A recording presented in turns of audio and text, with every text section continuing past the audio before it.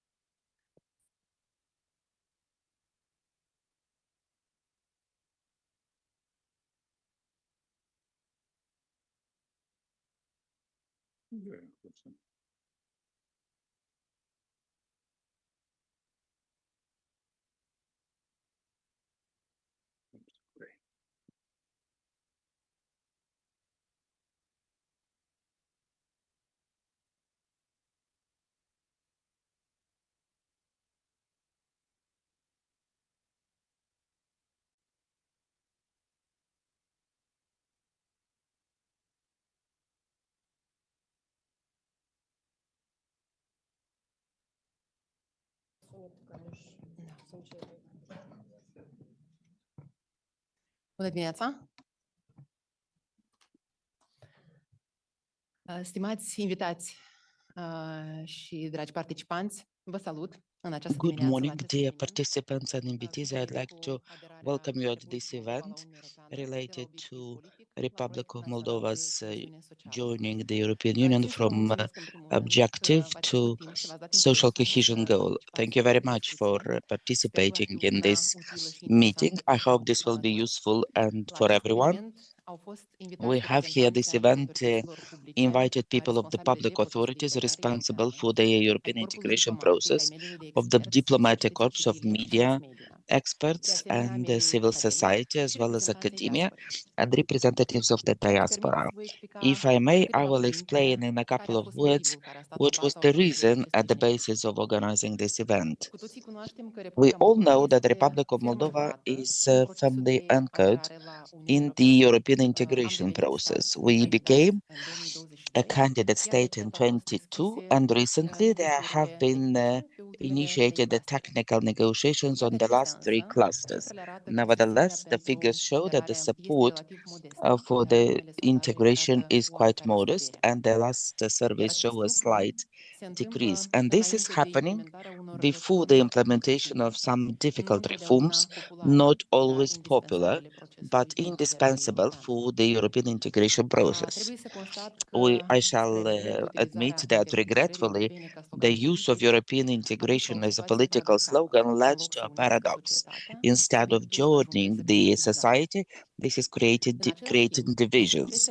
At the same time, the successes of the government that won the elections based on this law can risks to transform part of it to affect the European integration overall. In addition, the reforms adopted until now in the process of European integration have not been reflected fully in the improvement of the quality of life of the citizens. And under these conditions, we cannot be surprised that our citizens would ask themselves, why do we need integration if this does not contribute to higher welfare? Another important aspect refers to communication. Communication about the European Union and about the integration process is largely the quite limited. Citizens are not informed sufficiently about the negotiations process, about significant changes by areas, reforms that will follow, and what are the most sensitive stages and what are the benefits and how can we harness them. The insufficient communication, from my point of view, generates a number of risks. On the one hand, in the absence of correct information, the citizens become more vulnerable to disinformation and different threats. On the other hand, they feel less connected to the decision-making process. And without commitment on behalf of the citizens, of the businesses, farmers, and other categories, social categories, the implementation of these policies will be rather difficult. Another aspect that I would like to point out refers to the speedy alignment to the European Union legislation based on simplistic evaluations of the impact on the national environment. And this can generate not just difficulties related to implementation, but also higher costs for certain categories.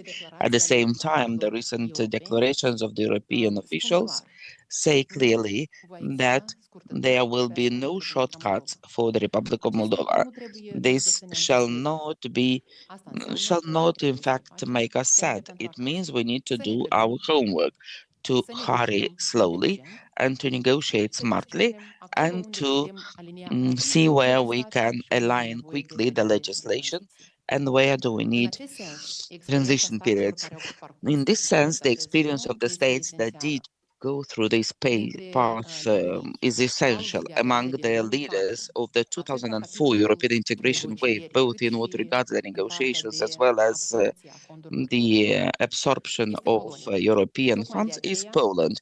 That is why at this event of today we have two experts from this country who were involved directly in the negotiation process and of Poland to European Union, and I'm really grateful for accepting this invitation to share their experience with us. Summarizing what I mentioned above, I would mention our objective in the following way: transformation of European integration from an external policy objective into an internal policy objective that generates development and welfare.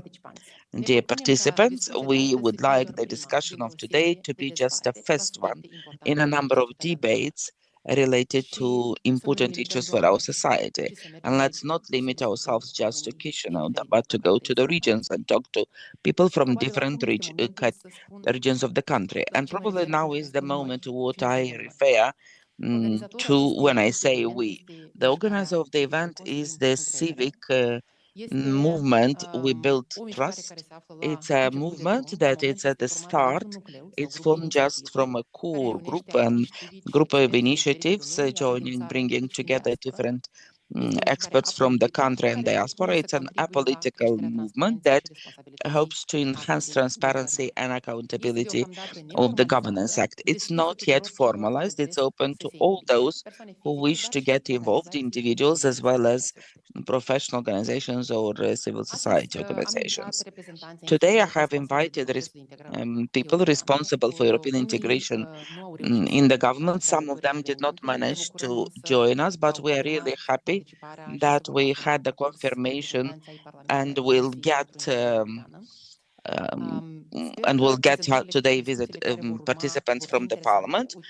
I hope the discussions we're going to have will be interesting and useful and will generate some points of reflection and debates. And we hope that by the end of this event, we will be able to build a number of conclusions and recommendations to be included into a synthesis that will be afterwards submitted to the authorities and the broad public. Thank you very much for your attention, and I wish everyone productive discussions. And now let me give the floor to Mrs. Elena Percaru, whom I really thank for accepting this challenge to moderate the event. I am Elena Percaru, I am a journalist, and I thank Mrs. Stamati for the trust to moderate the discussion of today. We'll start from the first panel of discussion. As Mrs. Stamati mentioned, this is called How Do We Transform European Integration from External Policy into Internal Policy for Development and Modernization of the country. Let me introduce the invitees for the first panel. To my right, Mr. Petruzzi, sociologist, and Mr. Octavian Kalmyk, former Minister of Economy. Thank you for your presence. Vyacheslav Ionica, former MP and former head of the Economic Budget of Parliamentary Committee, and Mr. Igor Botan, Executive Director of ADEPT, and Mrs. Vertoso, researcher and doctor in the field of competition in the European Union. Thank you, everyone, for accepting our invitation, and thanks for the discussions that will follow. Thank you very much. We will start the discussion of today with the experience of Poland in the process of European integration. I hope we have him in Zoom. Mr. Jan Troszczynski, who is a Polish diplomat and former negotiator of Poland for European integration. I hope we have the link with him, with Jan Troszczynski, and he can take the floor. He's going to speak about the experience of Poland in the European integration process and about the lessons to be learned by the Republic of Moldova, obviously related to the economic situation and differences between our countries. Mr. Troszczynski, hello. Yes, good morning. Thank you very much. I was not getting the translation from Romanian into English, but I think I understood most of what has been said until now. Thank you very much for inviting me to this session today morning. Let me share with you a few bullet points that I personally regard as important in the process of adhesion of a country to the European Union. One remark, I think, before I go into technical aspects and political aspects. Poland has now been a member of the European Union for almost 22 years. And yet, despite that long period of participation of membership, I think that many of my compatriots have not yet internalized the factor that Poland is part of the family, member of the family. Poland is within the European Union and not outside the European Union. It is still pretty customary, not just for ordinary people, but for politicians above all, to discuss the European issues, European matters, in a way that opposes Poland to an entity called European Union. We and the European Union, us on the one side of the equation, European Union on the other side of the equation. That tells you something, that despite all the years of hard work, the fact that we are part of this large club has not yet trickled down to the minds of every single Pole, of every single citizen of my country. This is probably something that is not unique or special to Poland. In several other countries, we have a similar dichotomy, but if you like, it is a demonstration of limited ability, limited power of people like me, who have been trying to convince their compatriots that we are joining a special club, and we are going to become an integral component, integral part of that club. I'm mentioning this because psychologically it limits actually the effectiveness and impact of Poland as a member state. And this is probably not something that we can remove easily. You only need to witness, to look at the current ongoing, intensifying discussion in Poland around the word called Polexit. That's baffling, that's intriguing, but after all these years, we have an emerging, rising share of the body politic of a number of our inhabitants who are questioning the wisdom, the usefulness of Poland's membership, and who are calling in no uncertain terms for Poland to follow the example of the United Kingdom, Poland to leave the European Union. So nothing is permanent, nothing is really rock solid. And the fact that we have been for so many years already member of the European Union has not cured us against all stupid ideas, against all stupid thoughts. Now, back to Polish basics from the pre-accession period. First thing to say is that you need to have a convinced government. People who are leading the country are expected and should demonstrate by their daily actions, by what they say in public, by what they do in public, that European integration is indeed a priority among priorities, that it is something to which they pay constant attention, something that they expect their underlings, the civil servants, the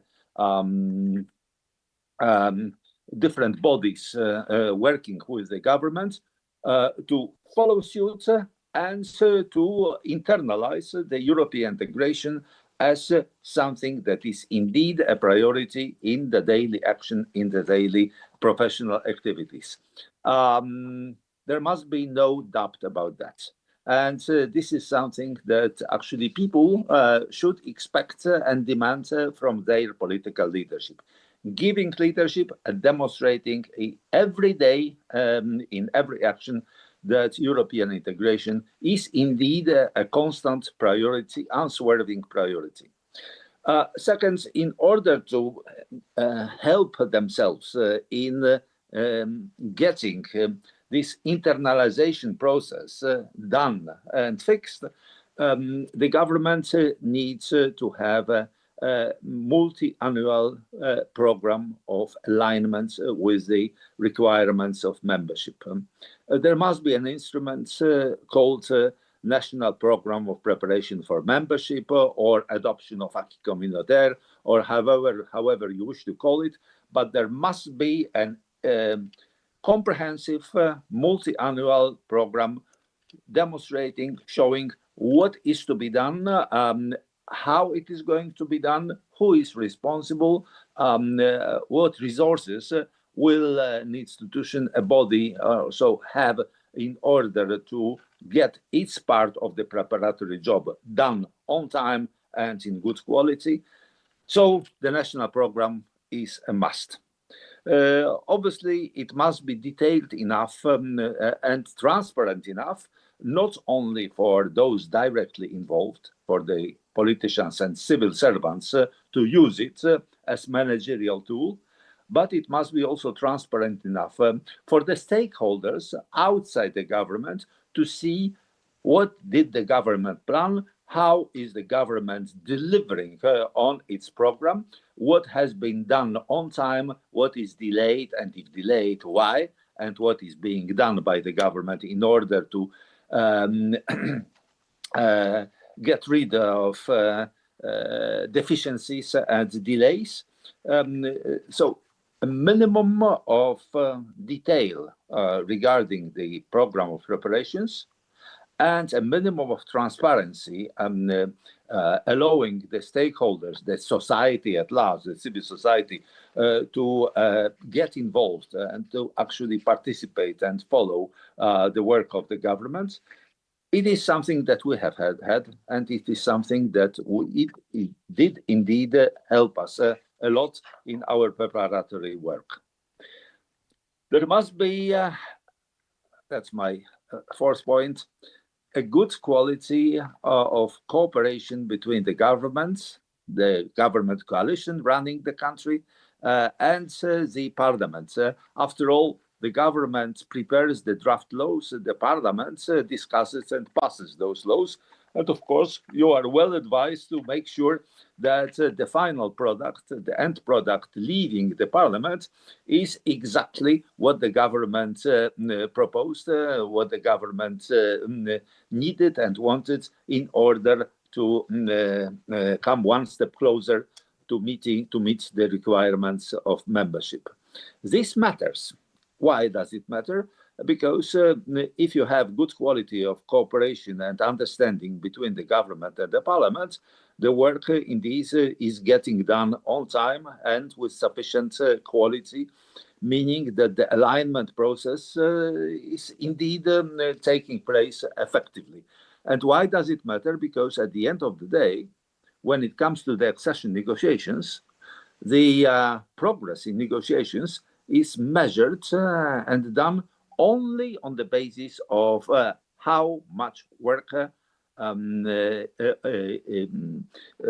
aligning Poland or Moldova to the European Union has actually been done. It's not the quality of negotiators that takes the country forward. It is the material proof that the negotiators are bringing to Brussels to show that the preparatory program of the country moves forward, that it delivers good outcomes on time, just as planned. If member states see that the country in question, the candidate country, is indeed moving forward at the desired pace and speed, then they come to the conclusion if Poland or if Moldova continues to do the same and with the same speed, then there is indeed a very big probability that by the notional date of accession, the country will be prepared. The country will be just like Finland or Denmark or Poland regarding the quality of its institutions and the observance of laws aligned with the European legislation. So this matters a lot, this good cooperation and understanding between the governments and the parliaments. The parliaments plays the second fiddle, actually. It's the government that defines the pace and the content of legislative preparatory work, and the parliament, of course, retains its independence in terms of passing the legislation. But the parliament must make sure that the end product is exactly what is needed to align the country with European norms, laws, standards, whatever. In order to get it done with good quality, of course, you need to have a body, and you have a body like that within the Moldovan administration already, which coordinates the work inside the government administration and which is the decisive body regarding the control of compatibility, of compliance of Moldovan or Polish in the past legislation with the European laws, European norms and standards. We had such a body, and it was sufficiently, shall we say, independent from the rest of the Polish government administration to act as an go-between, as an arbiter, as a controller, as organizer of all preparatory work, and the line ministries were actually doing their bits and pieces of the entire work program, singing to the tune defined by this Office for European Integration. It helped us a lot. We are not known as the best organizers in the world, we Poles. So miraculously, in this case, we were able to organize ourselves properly and to make sure that this governmental special administration, Office of the Committee for European Integration, did play such an effective coordinatory role, pushing the others to do their work on time, requesting the others to discuss the progress made, the difficulties experienced in the delivery on their part of the program. Good coordination means a lot in every government. And in this particular case, given the size and the complexity of the preparatory work, it makes sense to have good central coordination within the government, directly responsible to the Prime Minister, directly responsible to the heart of the government, and sufficiently authoritative to actually push all the others within the central government administration to do their respective part of the work. Now, in the context of negotiations, it makes a lot of sense to make sure that you have a good outreach from within the government to the rest of the society, to the people at large, to the stakeholders of all shades and colors. Outreach means a lot, because outreach in practice means that stakeholders are informed directly by the respective government bodies. This is what we have in store. This is what we have to do in order to align our country with the European laws. This is the content of the new law, and this is what you, stakeholders, need to do in order to use this new legislation, in order to adapt your ways, your means, to the new emerging situation. Nothing special here. After all, if you do internal legislation, you are expected to do the same, inform in advance the potential stakeholders what is going to change, why is it going to change, why it makes sense, and how the stakeholders need to adapt to the new emerging situation. Easier said than done, of course, because you need to make a good channels of direct communication to the stakeholders, information meetings, using the internet to proactively reach the stakeholders and to communicate to them what the government is doing and what is going to change. Makes sense. It's needed, because at the end of the day, why was Poland successful during its 22 years of membership? Because everybody came relatively well prepared. Not just the government ministries, but above all, the regions and the regional administration, the companies, large and small, the farmers, you name it, you have it. People generally adapted fairly rapidly to the fact of membership, and were able to profit from it, to use it relatively quickly. We didn't have very long periods of adaptation, of learning how to live within the European Union. No, the stakeholders came fairly well prepared from the beginning, from day one. Now, my next point to share with you is that,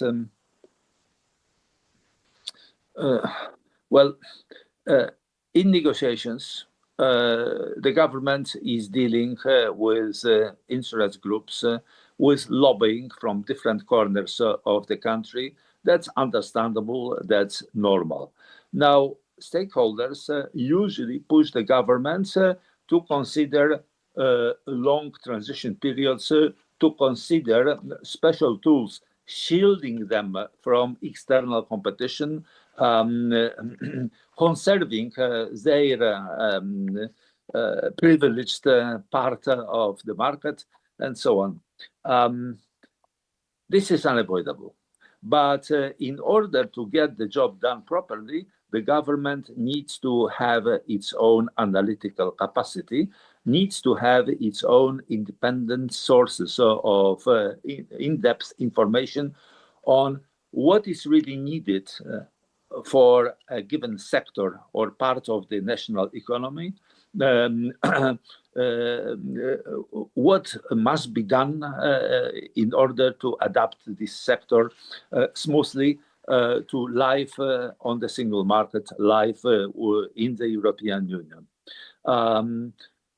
Do not allow situations where an insurance group or a large stakeholder, large national company, leads the government by the nose and tells the government what to do, and the government meekly follows because the government does not have its own independent source of information, source of analysis showing what the real situation is like. The government has to rely, therefore, 100% on information provided by the stakeholder, by the insurance group, and well, it happens, of course. It is unavoidable. We experienced several situations like that, and I can tell you that the Polish government was not sufficiently equipped to deal with such situations.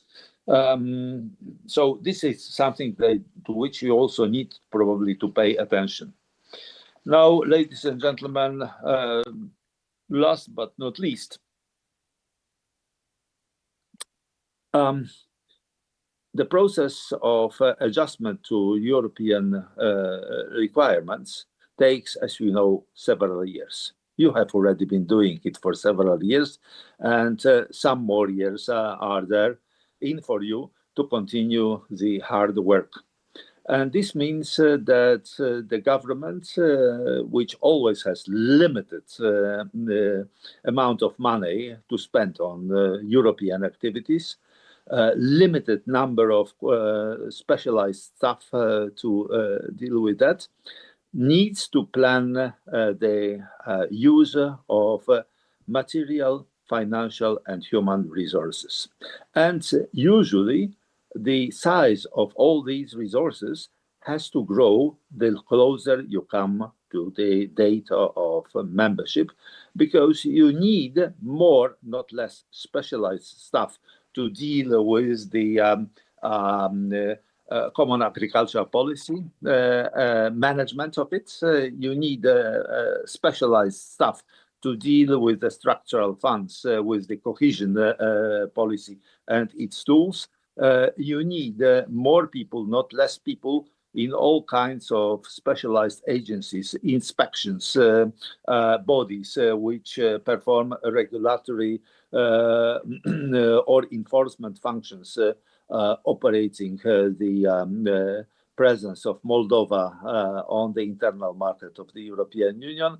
And this all needs meticulous, good planning, recruitment, training, preparatory work, using the tools offered and provided by the European Union as well, twinning arrangements with the national administrations of the current member states, study visits of Moldovan officials in this or that member state, job shadowing by individuals from Moldovan administration in the relevant body, government agency, or inspection of this or that member state. This all makes sense.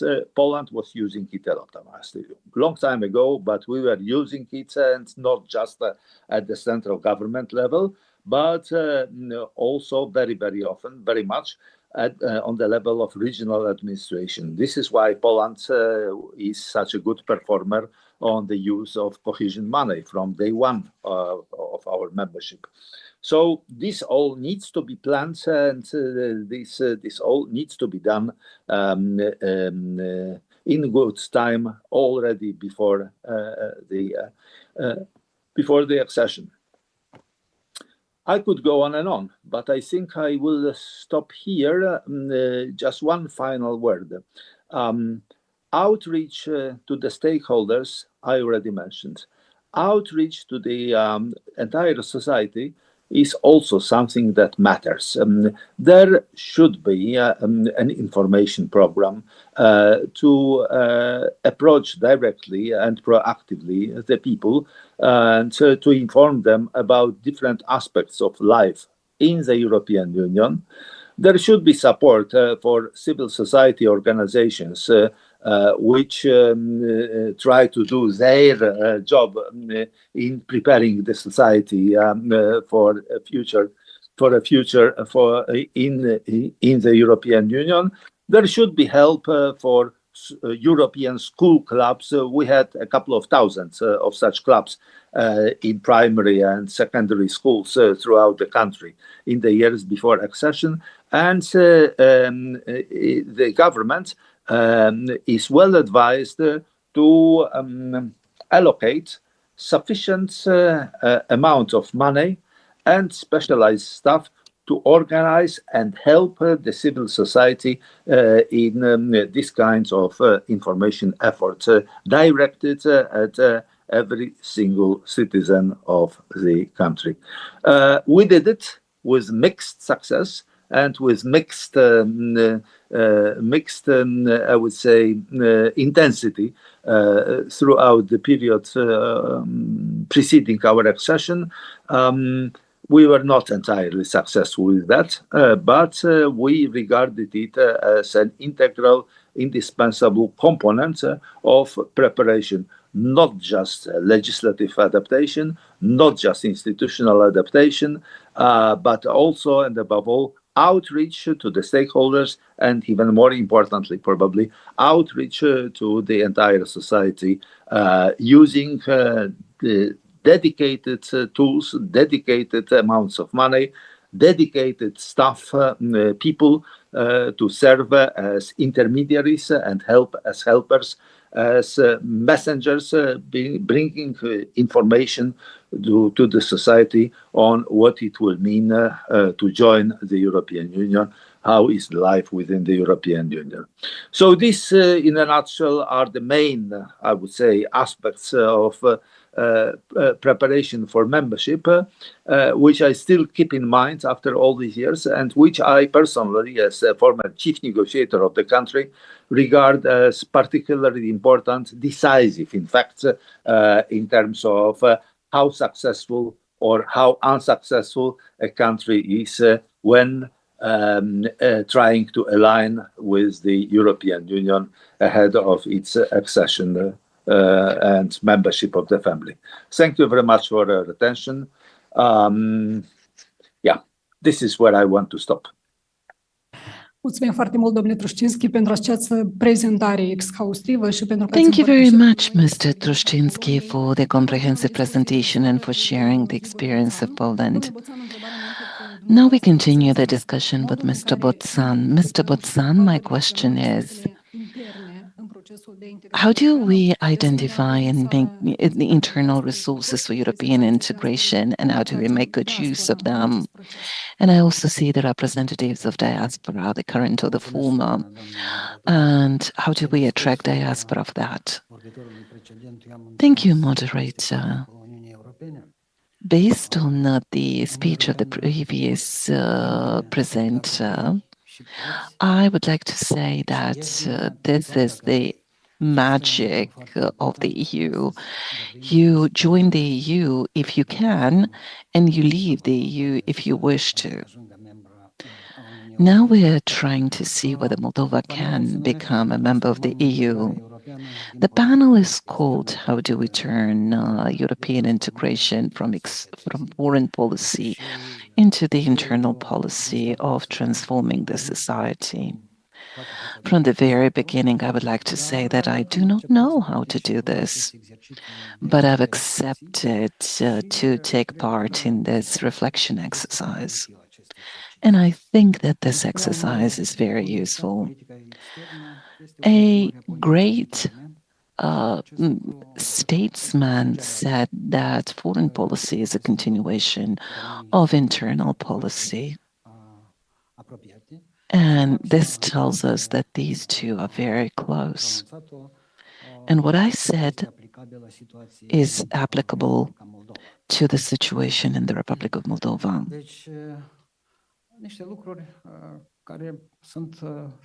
Things that are very important in my view.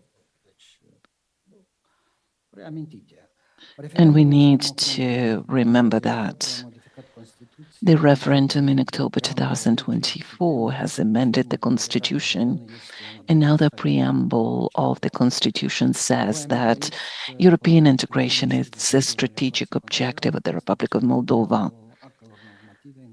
And based on the decision of the Constitutional Court, the preamble of normative documents is an integral part of the content of the document.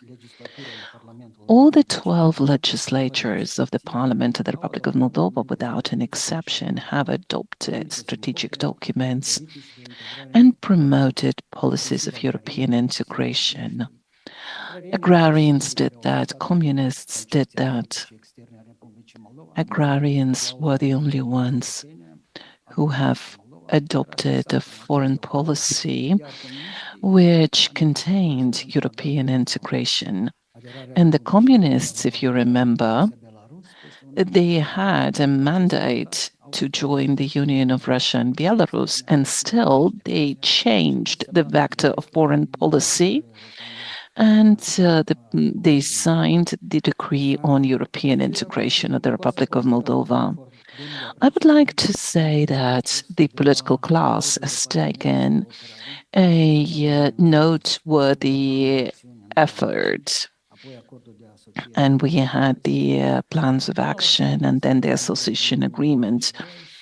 And then in 2022, we became a candidate country, and the technical negotiations began last year. We went on this path and created a canvas of which tells us a lot about the way the foreign and internal policy of the Republic of Moldova developed. And now there is a question: how do we meet this objective of European integration? How do we get from the current situation to what Moldova should become to be a member of the EU, and whether we have human resources trained to help us go through this path? For me and for the organization that I represent, there is no doubt that the government knows very well what it has to do. They know the techniques to adjust and report the progress of the Republic of Moldova on the way to the EU. We have seen that in the meeting with Minister Gerasimov. We had comprehensive discussions about this. Like, what can we do? How do we contribute to the development of the process in the right direction? And listening to the previous speaker, I remember that 10 years ago in March 2016, I had a discussion with Fyodor Bakonsky, the former foreign minister of Romania, and we spoke about competent staff. Let's take simple statistics. There are 2.5 million people in Moldova. And Mr. Bakonsky gave me the example of Poland, which had almost 40 million people. And he said, you have the same job, but Poland is choosing from 30 million people. You are choosing out of 2.5 million people only. So it is a difficult job that you have. And there are small countries like the Republic of Moldova who went through the European path. Others are still on their way. But the problem of the human resources is still there. And there are people who still take the risk and they leave the country and go abroad. They are ambitious people. They are ready to take an extra effort to prove themselves outside of the country, but their experience may be very useful to you. And I would like to give you an example of how diaspora has already contributed. 2 ministers from the diaspora. And I must say that we do not have a diaspora. The typical diaspora appears when people lose their motherland. In Moldova, there are no such people. We only have people who are temporarily abroad. But if we are calling them diaspora, fine, but this is a mistake to call them this way. Coming back, 2 of the former ministers came from the so-called diaspora. It was Mr. Marcel Spataru, who had to handle the social crisis that appeared in 2021, and a foreign minister who was very good. And he contributed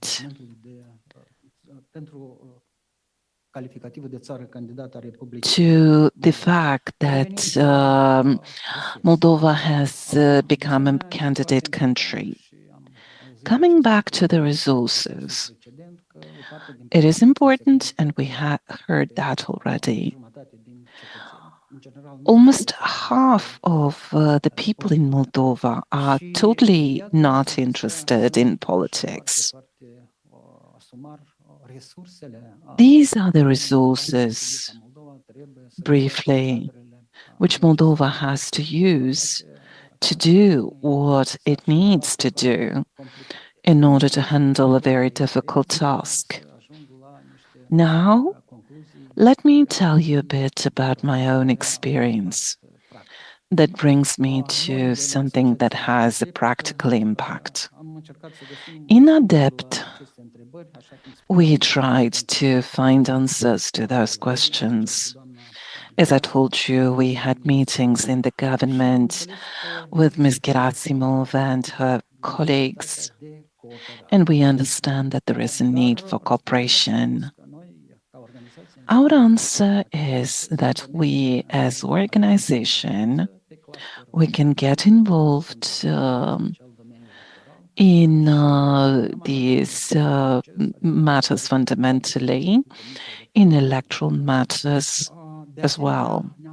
And we have very close cooperation with the Central Electoral Commission. And we are very deeply involved in the local public administration reform. We are actively participating and thusly prove that everything that is in the strategic documents, the plan of actions Republic of Moldova EU signed in February 2025, means that government needs to get close to civil society. The association agreement signed in 2024, well, I counted like 40 times.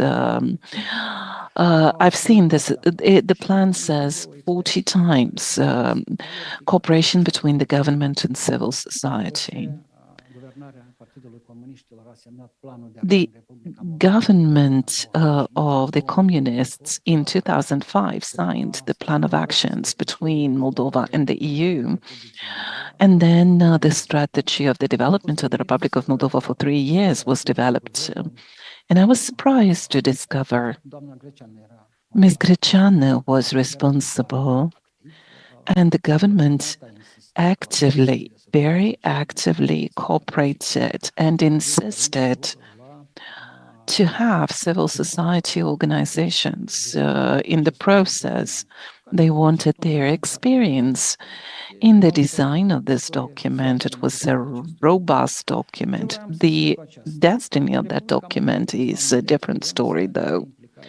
What I'm trying to say is that there is experience in the Republic of Moldova to involve civil society in various kinds of relations with the government. Our colleagues from Contact Center have organized different fora of civil society. They try to map those organizations and their potential. There's around 1,000 of these, and they work in different areas which cover the 33 chapters that Moldova is negotiating with the EU. Based on our experience and based on what I've mentioned here, a resource would be us on one hand and government on the other hand. If there are areas that need to be covered with competence from outside the government, well, this needs to become part of a mechanism. This is important, and I think a very important resource could be found here. The problem is, however, how do we organize our actions and how the government responds to this offer? And there is one more thing. Presently, we have 67 political parties. 35 of them have in their articles of establishment European integration. So more than half of the parties that exist in Moldova promote European integration.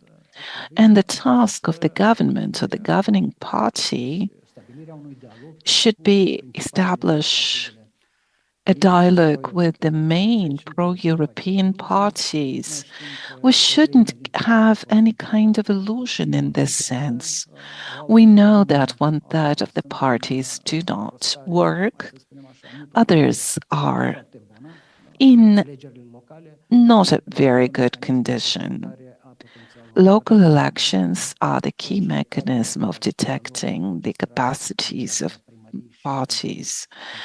We see whether they register candidates for municipalities.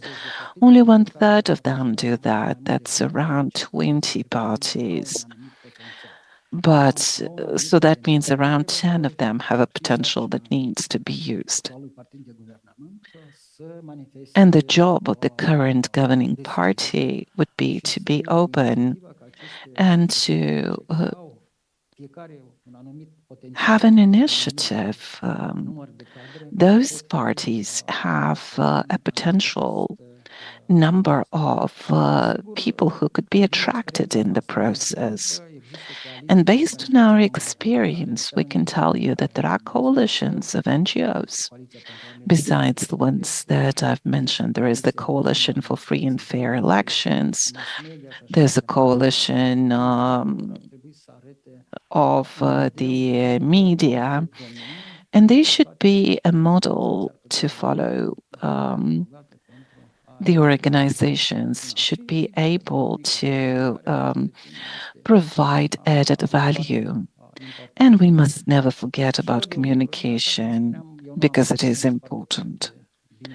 This is the way I see things. As I told you, I do not have a well-defined answer, but I have accepted to take part in these reflections. Thank you, Mr. Butsan. To make the atmosphere a little bit more lively, I would like us to ask some questions. Do you have any questions for Mr. Butsan? Yes, go ahead. To break the ice, foreign policy is continuation of internal policy. Do I understand you correctly? In our case, we need to make sure that foreign policy becomes a continuation of internal policy. Once again, apologies. Once again, foreign policy is a continuation of internal policy. In our case, we should make it otherwise. To what extent is this even possible? This is a question that I have for all of you who are in this panel. To what extent an idea which is not an idea that has an internal, national, authentic motivation, how can that idea be planted in the mentality of the nation? It's not by accident that I mentioned that 12 parliaments did promote European integration, and all of them had the mandate of the people.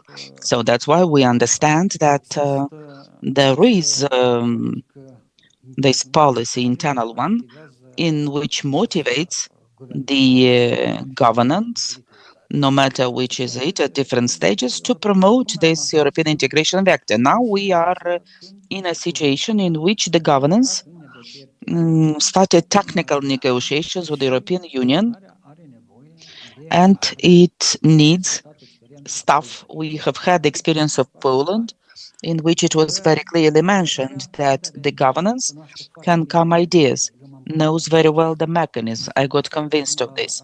They are very good at reporting and, let's say, implementation of certain techniques. I just want to give you a recent example. A head of an agency had to resign recently because he did not develop 12 draft laws in the area in which he was responsible for, and he was suggested to leave.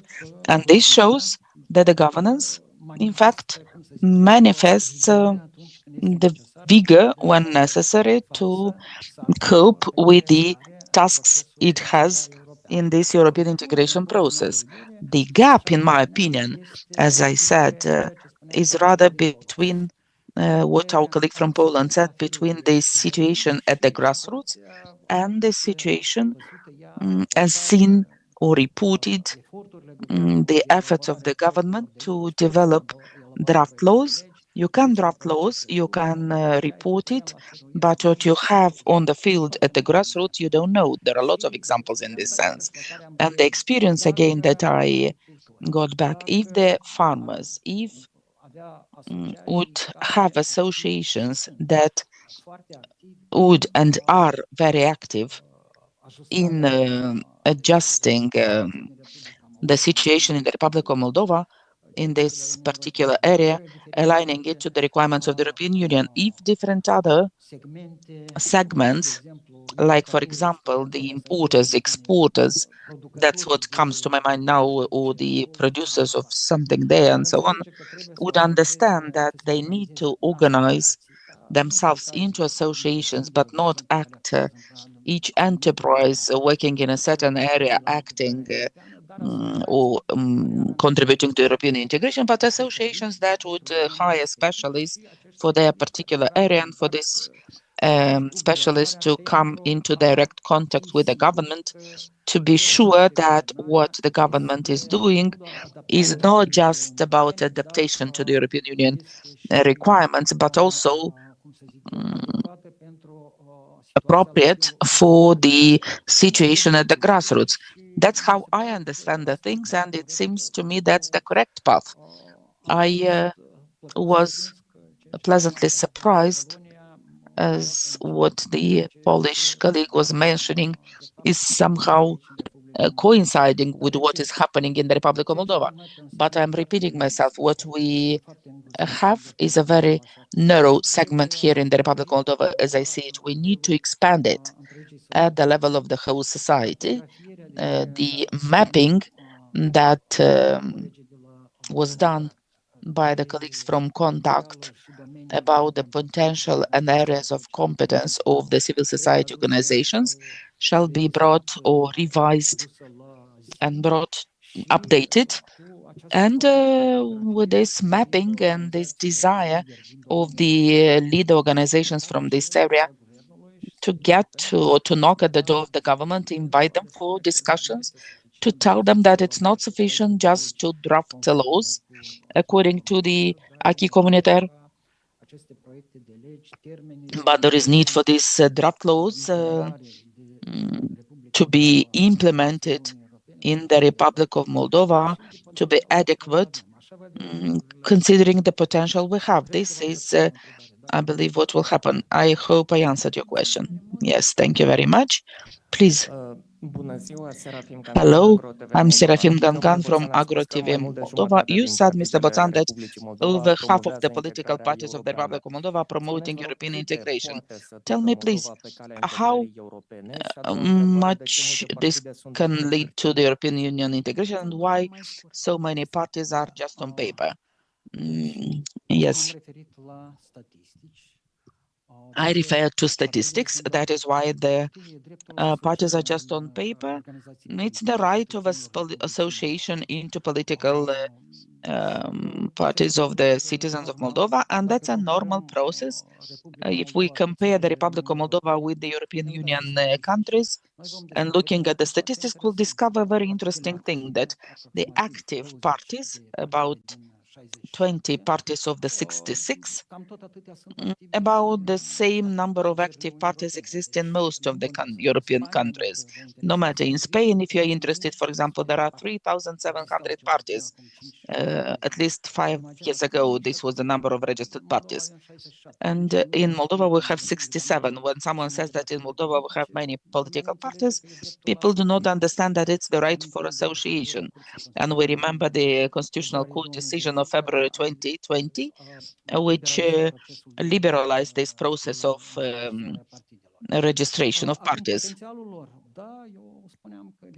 So now speaking about the potential, yes, as I was saying, of 20 active parties, 10 are pro-European, and it's the task of the government, because the staffing issue is a very sensitive, and it's the task of the governing party, is to open this dialogue and come with some offers to this European integration supporting parties, because otherwise where are they going to take the staff? Because we have a big problem related to staffing. I hope I answered the question. This is a natural process that happens with the parties. Thank you. Let's have also some questions to the other speakers. Next speaker is the Ina Bertoso. She will speak about the polarization of the society, about the social language, and the way in which we can reconstruct the dialogue around the European integration idea. Good morning to all the participants and guests. My communication, in fact, is an exhaustive response to your question, and I will give this response in a detailed way. So my personal experience of living in more societies, both in the East as well as in the West, provides me this perspective, a very different one of seeing what is social cohesion about. And what I've seen in Asia, when I lived there many years in societies that are rather developed economies that are considered to be advanced ones. So this collective spirit and cohesion one is really high. I participated in massive protests in North Korea when a state president was dismissed and judged and prosecuted. I participated in different protests that took place in Japan, and I participated together with the Chinese in the fight against COVID.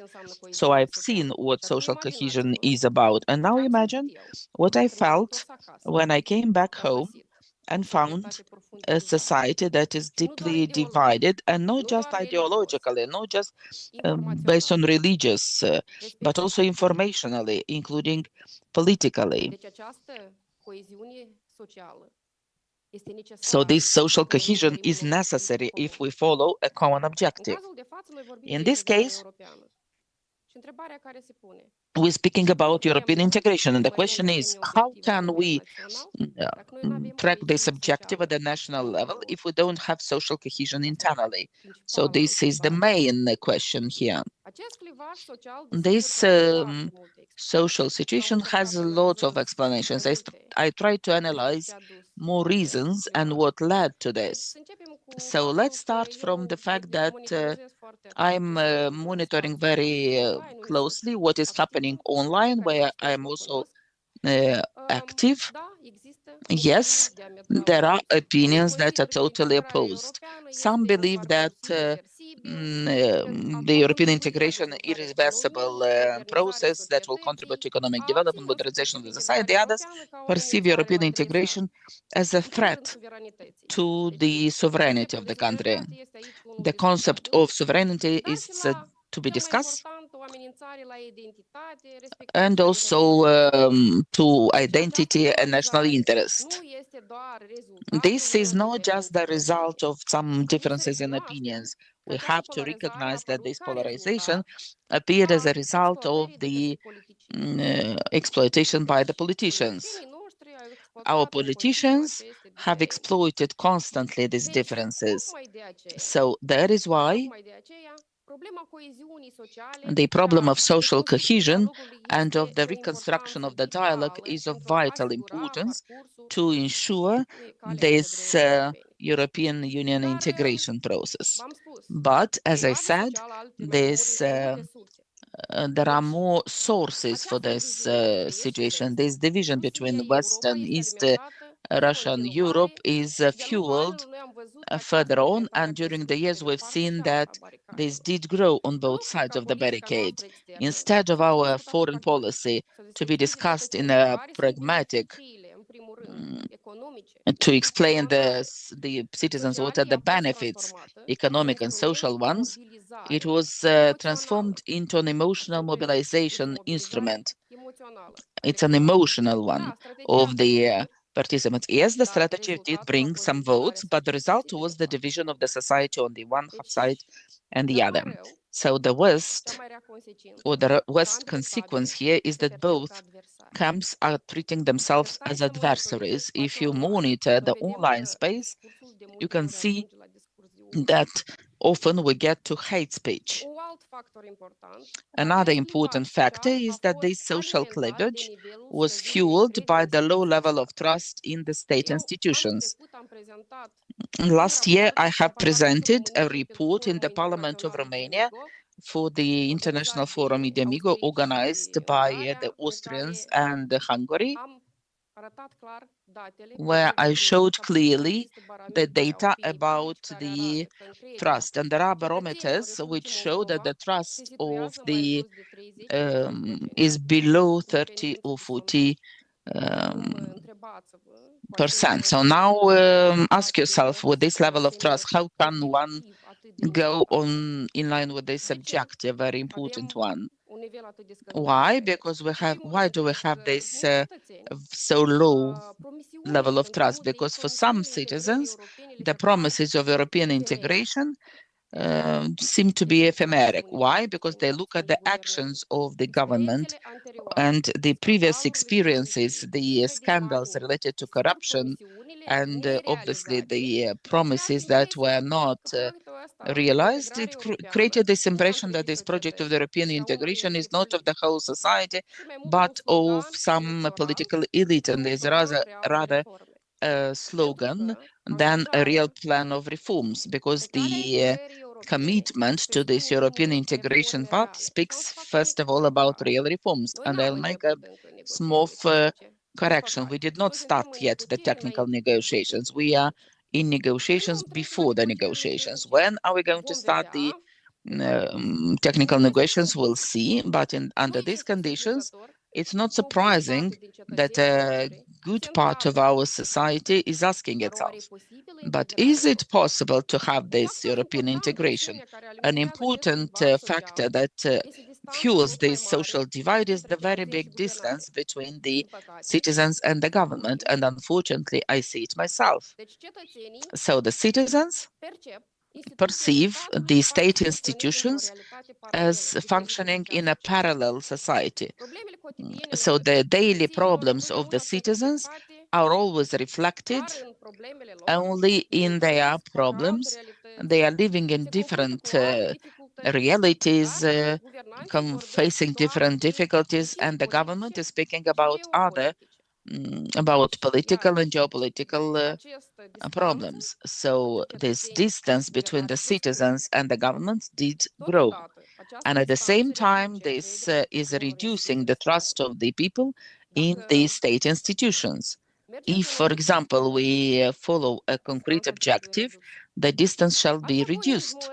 This antagonism between the citizens and the government was amplified also by the political scandals that are often in the public space. In the second mandate, I believe there was no week when we didn't face with different controversial issues and accusations that dominated the political agenda. So the schemes that everyone is speaking about, the mutual accusations, the image crisis, and do you think this does not contribute to this divide? Obviously it does, because in the image of the citizens, their perception, their politicians are dealing rather with their image-related crises and their political problems, their political capital, than the daily problems and state problems. And the most important, I would say here, or one of the most important, is the informational divide. The Republic of Moldova in the media space is really fragmented because some citizens, okay, it's good that they are consuming different information sources, and often contradictory one even, but the role of the press as a fourth power in the state is more often under the question mark, because a big part of the mass media is perceived as being of the governance, is close to the economic and political interests of those in power. And under these conditions, the press is not seen as a neutral arbiter of the society, but rather as an actor engaged in political competition. As a result, the citizens get informed from sources that are expressing their own convictions. And this can be seen easily, which leads to some informational separation, which creates totally different perceptions, including about the European Union, about the reforms or the direction of country development. So these conditions, the reduction of this social divide, is a very important thing for European integration, because this is not just about a technical, let's say, about European Union acquis communautaire, but it's about the support and the direct engagement of the citizens. And without a society that would understand and support this process, the reforms, unfortunately, will stay superficial or fragile, and this process might not even happen. So the first step towards reducing this divide is the change of the way in which we discuss about European integration. Instead of the geopolitical rhetorics, the public discourse of the politicians, of the civil society, shall be focused, first of all, on the concrete benefits, to explain each point in part what exactly will the citizen have and the state from European integration, about better living standards, transparent institutions, economic opportunities, consolidated freedoms, not just on paper. So European integration shall not have just ideological choice between West and East. It should focus on a modernization of the state and improvement of the quality of life. At the same time, I would like to mention that this European integration process shall be participatory and open, transparent. The citizens, according to the research that was published in the US already, I published it last year, they perceive this participation only declaratively. So, as the English say, just formal, so it's not a reality. So again, the trust here in the institutions is decreasing. The biggest problem that I see in this context is also the polarization. So here the politicians shall get rid of these tactics of polarizing the public opinion. And at the same time, here we see the role of the civil society in the civic education and media literacy, because our society is exposed to different types of disinformation and manipulation, and the investments in education, and in particular in the media education, will bring results and will create changes in the perceptions about the European Union.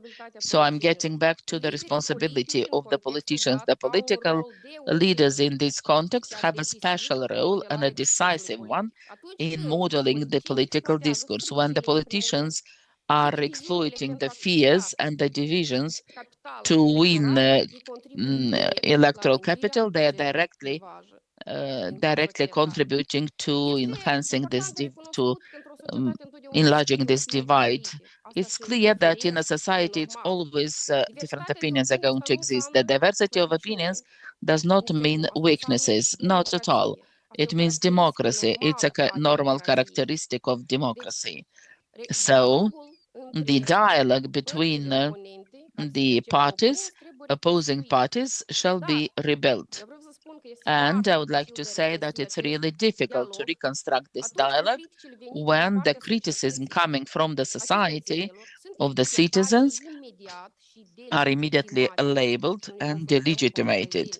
And we are facing this on a daily basis when civic activists, when independent journalists, simple citizens are accused of representing the interests of Moscow just because they are criticizing different deviations of the government, and the space of democracy gets narrower, significantly narrower. Without the possibility to criticize the decisions of the government, without real debates to come to a consensus, it is impossible to bring the society together. So ultimately, I just wanted to ask you, is it possible for the European integration to be done without citizens, without a consensus between the citizens? Obviously not, because it's not a project of the government, it's a national project that is about all of us.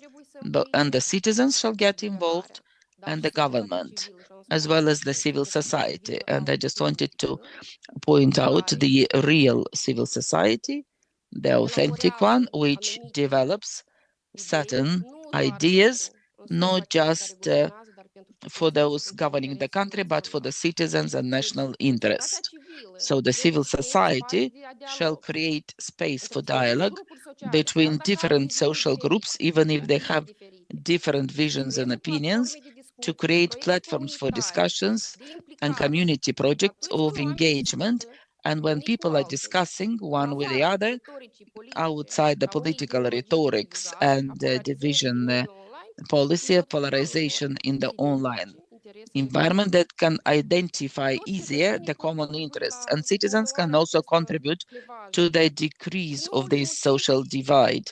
And also the citizens and the civil society and representatives of the government shall play a significant role in the civic education and promotion of critical thinking. We have very big problems with critical thinking. It has to be taught in schools and universities. You should understand one thing, that reducing social divide is not a simple process. It implies common efforts on behalf of everyone, because a healthy democracy is not built on uniformity of opinions, but the capacity of accepting and managing differences. So hence, in this case, mass media should get back its role in the independent space of public debates. So hence, the state institutions shall be closer to the citizens, and their legitimate criticism shall be recognized as being a normal part of the democratic process. And only in this way, a society with less divisions will be able to discuss about the problems, look for solutions, and they will go on the work on this project of European integration. Thank you very much. Thank you very much, Mrs. Vertoso, for this message. And now we will follow a presentation made by IMAS, Doru Petruțe, who will make a radiography of the society. Please. Hello, and thank you for the invitation, for things to move a bit faster. This presentation will be available on my Facebook page. You'll be able to analyze it in more detail. So,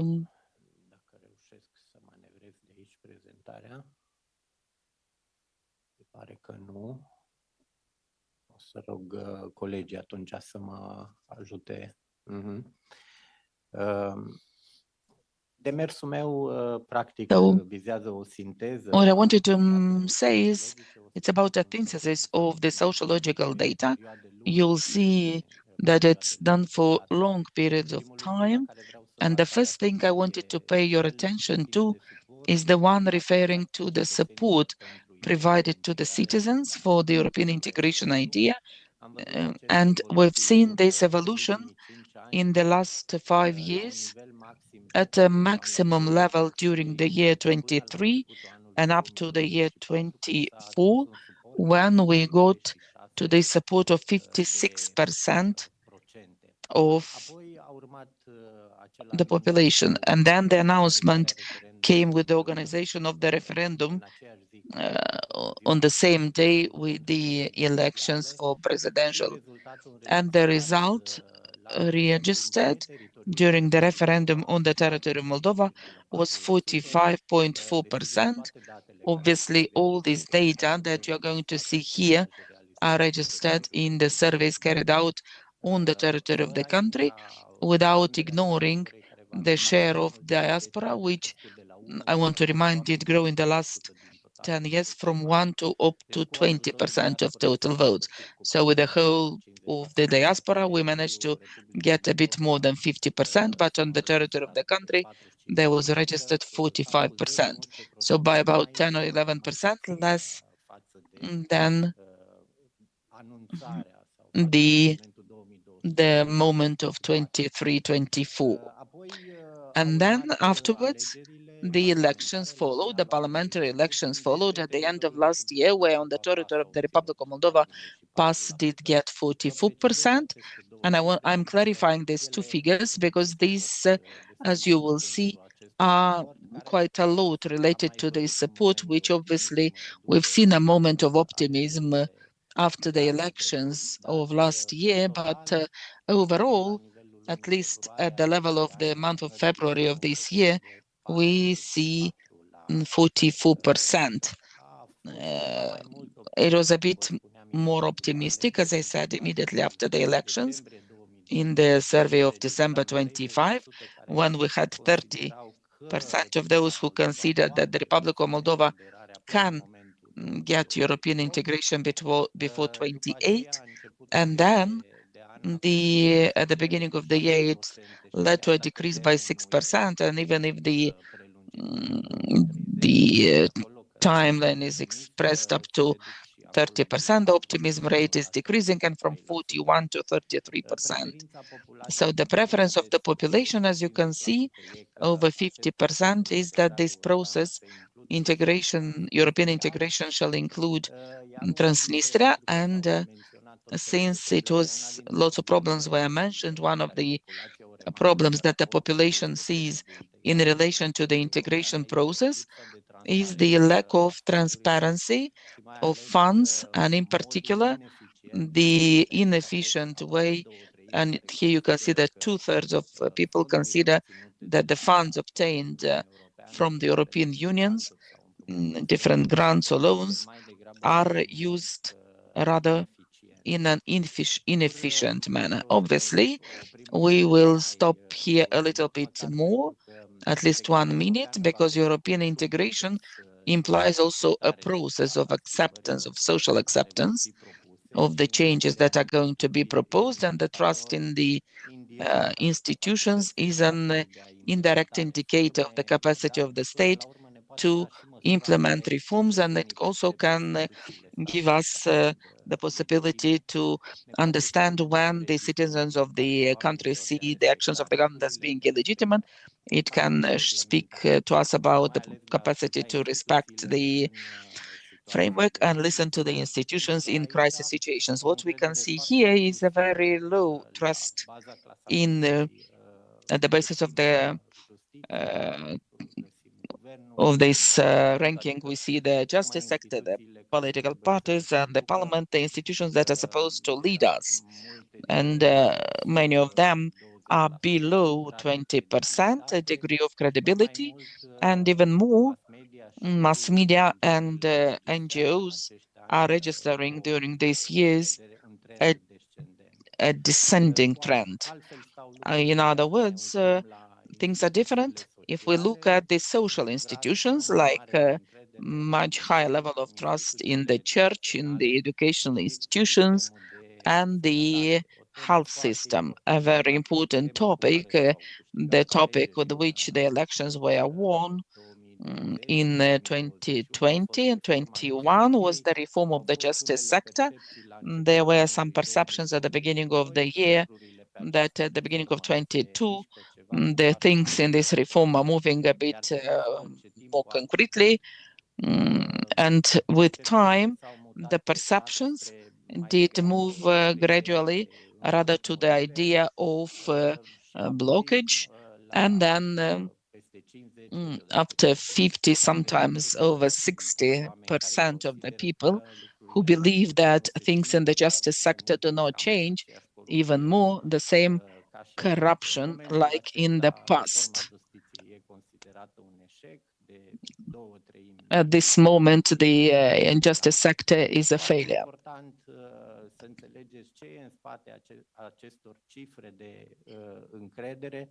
It is very important for you to understand what is behind those figures about confidence. Because if we look into the ratings of the political institutions such as presidency, government, and parliament, we will see that people live in absolutely different realities. There are those who vote the government party, and they have more than 70% of confidence in presidency and 50% into government or parliament. And there are others who almost do not trust those institutions. And there was another phenomenon which was discussed here, the phenomenon of politicizing and polarization. We have discussed that. Politicizing is another indicator which is growing. And you can see that Parliament is on the first place and Justice is on the second place among the institutions that are viewed as politicized. As I told you, this is another indicator that we are following in sociological measurements. So how does the population perceive the phenomenon of polarization? And many people say that this society is quite polarized, and we can work on the list of criteria based on which people are divided, starting with the perceived inequalities and finishing with ethnicity, language, and other criteria. Perception of democracy, well, here things are no good as well. We're not on a positive trend, and we can compare the outcomes to the outcomes of the international studies. We have 7, like a very low percentage of those who give a good mark for democracy. Only 3% of the population give maximum marks. A very important element of capital, social capital. Well, we have 8% of people who totally say that you can trust people in the Republic of Moldova. We have a very long list of problems.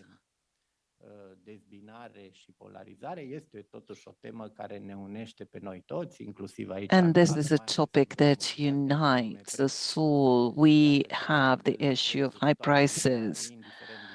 So in terms of prices, everyone,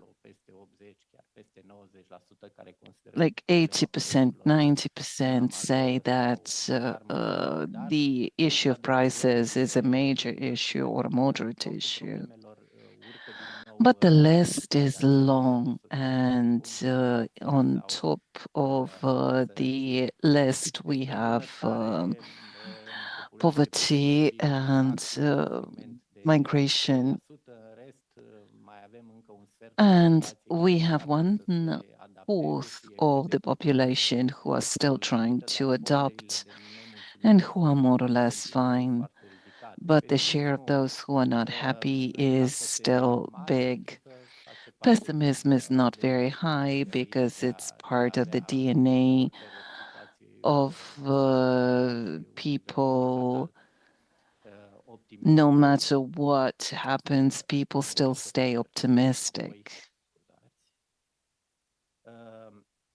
Legat de percepția nivelului de trai, așa cum ați văzut și la nivelul instituțiilor, există percepția level of life.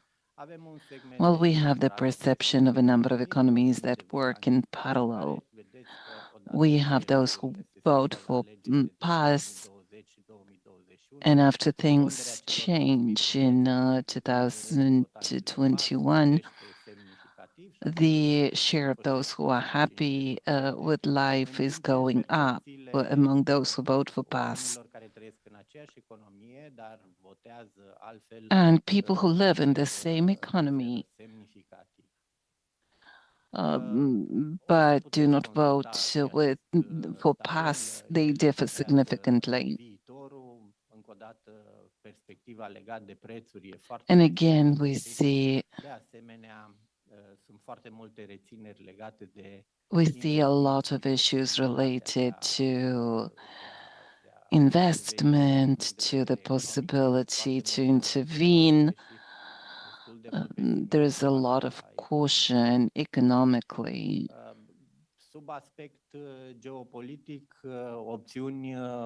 Geopolitically, the options are very fragmented, starting with neutrality, which goes up to at least 50%. How do we measure this? EU, Russia, Romania, getting closer to them. Things are very fragmented. A very important indicator. We see less options in favor of Russian Federation in the context of economic or security partnerships. EU is gaining ground on matters related to security and economic partnerships. The share of Romania is also going up. And the US is going down in terms of preferences because of the events at the beginning of this year. So we see a situation which is concerning in terms of democracy. But if we look into other segments, well, we see collapsing confidence in institutions.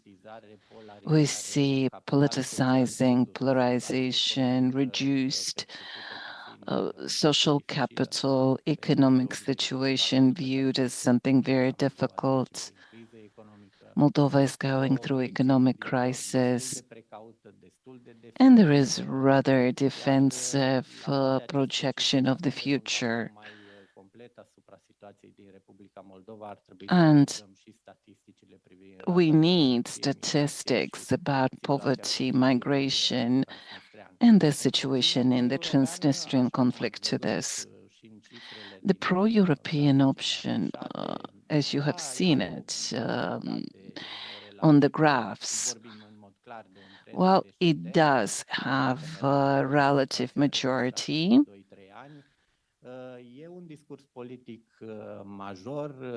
There's major political discourse,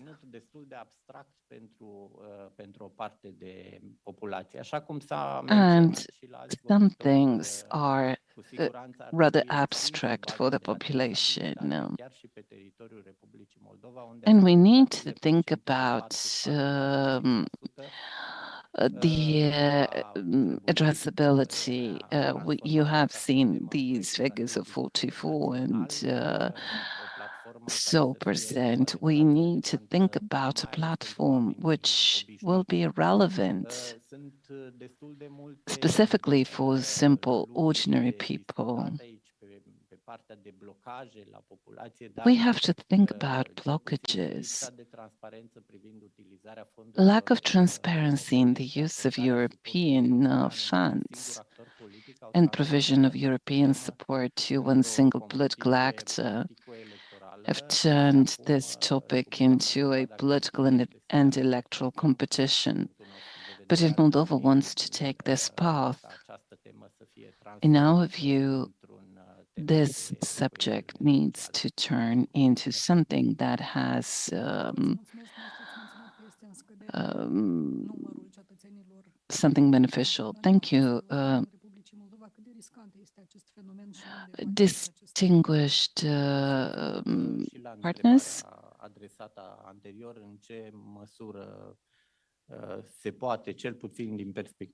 Well, to what extent can you get into this?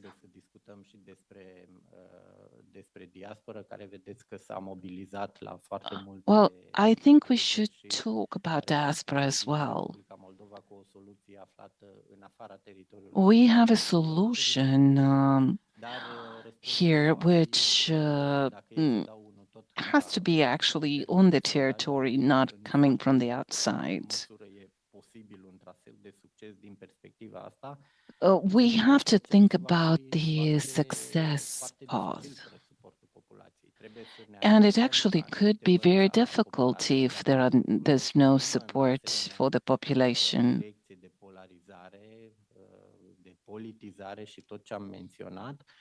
If we move on into the same direction of polarization, we should expect that people will try to sabotage. There will be tough reforms, and different social groups may respond differently, and the tension in the society can significantly increase. Thank you very much. The next speaker is Octavian Calmâc, the former Minister of Economy. And, oh, do we have a question?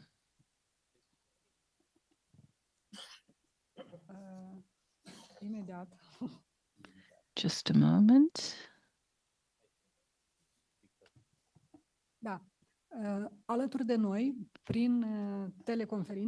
Well, we've got here Mr. Victor Druguș.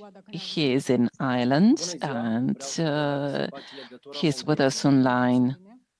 Hopefully you can see and hear me, and I'm coming through well. Good morning. Good morning from the European ground in Dublin. Let me bring some light to this event, and thank you, Olesia Stamate, for the courage and for what she's doing now. Let me say from the very beginning that European integration is inevitable. Dear previous speakers, the pessimism does not help. Half of the heart of diaspora is integrated. This process is irreversible, and this is the signal to the government. They should understand. What does diaspora propose? By voting, diaspora has punished pocket parties. There are three functions in the state: government, presidency, and parliament, and they can do something. Yes, there are organizational issues. So here's the solution that we propose. We talk to colleagues in Germany and France. We have a Council of Diaspora. First, we would like to criticize the government. If PAS cannot take us to the EU, we shouldn't stop the process. This is wrong. There are parties, there's us who are in Europe. This has to be clear. Now, the rule of law. I have experience of 10 years in legal and financial sphere. The government should understand that the Constitution is not a toy. This is a fundamental law. And the first thing that I would like to bring in is the state institutions should go back into the constitutional path. It is only under this condition that state institutions will be able to generate confidence. We are integrated. The citizens, 1 million of people are integrated. There are 500 citizens who have multiple citizenship, so we are integrated. We have to integrate the politicians. To be able to contribute to the EU in defense, we have to do major capital injections. Diaspora proposes opening a bank of savings. There are experts, there's money.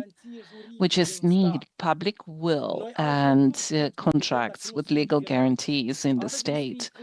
We cannot integrate if we do not have funds. We can do that, and we want to do that. All key institutions in the state, all agencies, must align to the European standards, as English say, action. We're good to talk, but a specific action plan, where is that?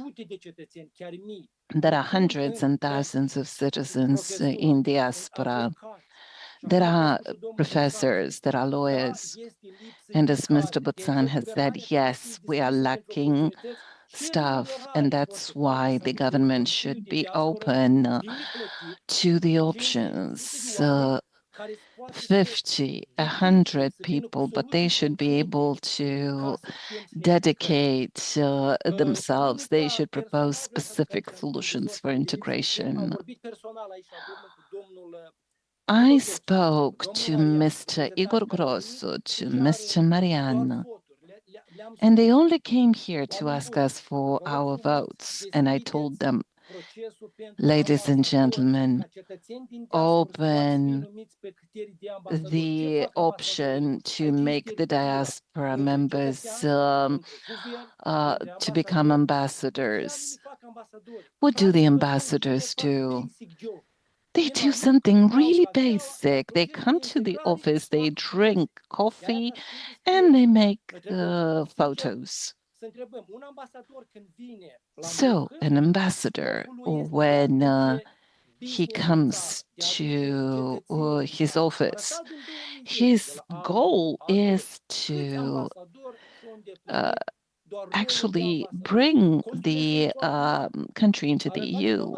And now the question is, how many ambassadors did something? How many ambassadors have brought 1,000 families back into Moldova? And how do you invest if there is no legal guarantee? So, we should have a chance to invest, but invest together. Strategic projects. This is what is going to bring money into the budget. We develop trade now, and the EU sells its products. You can't be invited if you do not produce something. This is when the EU takes you seriously. And one last thing. We want to open a business investment center in Moldova. And I did explain this to Mr. Popșoi in London. They are so used to delay things and not to commit. They do not want to commit. We have this central marketplace. You have to make a business center. That's the only way you can keep young people in the country. You can bring back 1/5 of people. It won't work otherwise. I have a lot of things to tell you. I just want to say that we, the diaspora, we're in the country with our heart, and we don't want to go back. The process is irreversible. I want you to understand this. Thank you for your attention. Mr. Droguș, thank you for this honest message. Stay with us until the end of the event because the questions are going to be at the end. Mr. Kalmyk now will speak about economic growth. Thank you for the invitation, and hopefully we shall be able to contribute with more than 30 years of experience. We've been building economic policies, trade policies, foreign relations, and we also negotiated association agreement and DCFTA. We would like to contribute to this major political objective, which is also in the Constitution of the Republic of Moldova, this European integration. It should become the vector of social cohesion. Jobs must be created. Social development must be ensured. Unfortunately, macroeconomic indicators for many years do not show us this good perspective of development. I'm not going to go into details of these, we know them. But as a general conclusion, we do not really have sustainable development. We only have some, attempts which are not very successful. We do not have innovation and activities based on investment in our national economy. And there are also exogenous factors that have an influence on the Republic of Moldova.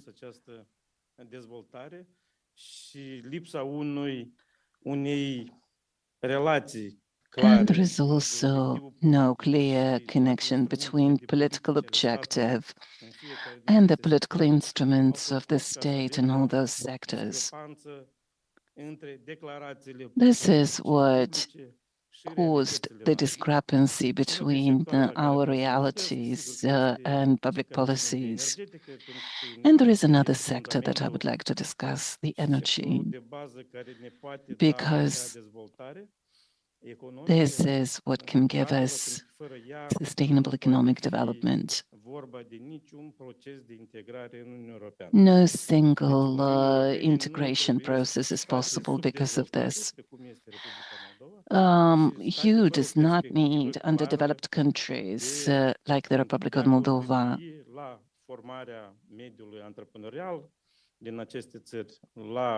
And we need to contribute to solving social problems and many other things. Why energy sector? Yes, there were lots of legal documents adopted, and we have a rather harmonized legal framework with the EU, which was later adopted and adjusted. Still, we cannot say that we have market inclusiv nu avem acea reziliență internă și cel mai grav care este, sunt the acele worst tarife thing sau is prețuri care that sunt aplicate we have pentru those toate tariffs resursele energetice, and care fees trag în jos orice sector al economiei noastre naționale, începând cu that agricultura, care este drag din down păcate all existență, sectors of our și economy, finalizând starting cu with cele mai agriculture. performante sectoare cum ar fi IT-ul sau servicii And we have the sau IT, inteligența the artificială, care sunt services, în artificial Republica Moldova, și nu intelligence. discută despre proiecte majore Moldova investiționale does not de discuss nouă major generație. Dar noi pierdem investment deja și acele projects of a 400 new de industriale generation.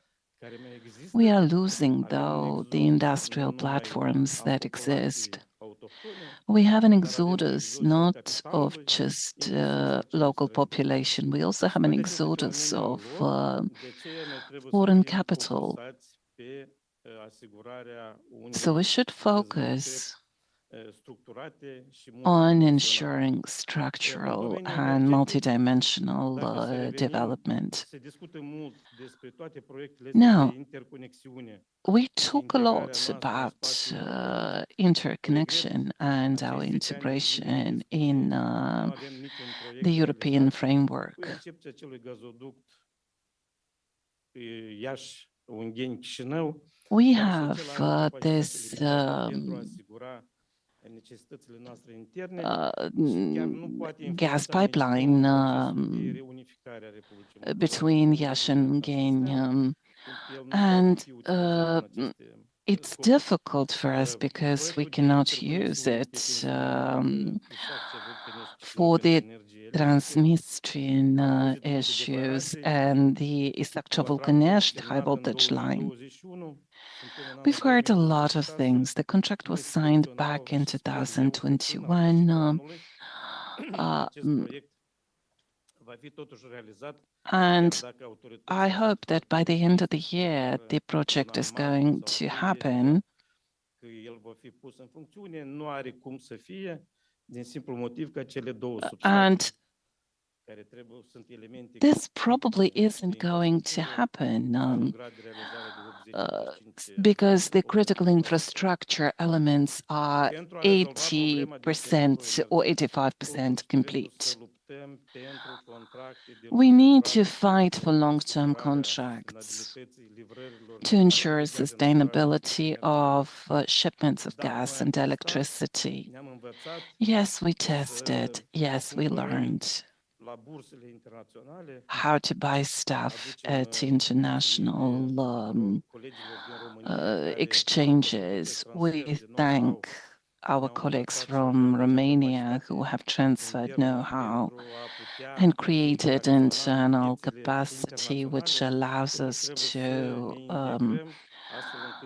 integrate into markets.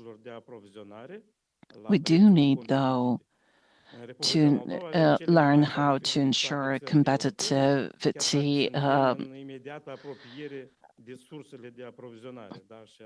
We are close to the sources.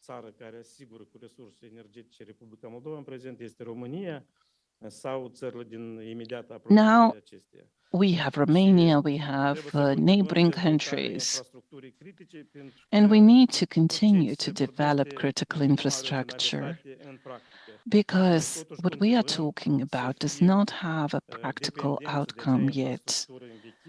We are still dependent on the old infrastructure, and we cannot integrate into the European market, which makes us very vulnerable and not competitive. Now, the use of regenerative resources, much is discussed in this sense, and the internal capacities of generation may be sufficient for internal consumption, but this is only because there is no industry and human consumption is going down. It's not because of other objectives that have been done. And we have to understand that the key task here was achieved thanks to the investments made by the locals.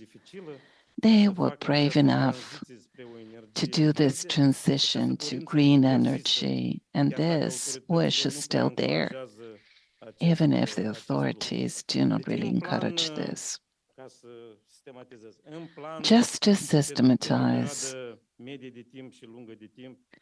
for the medium and long-term perspective,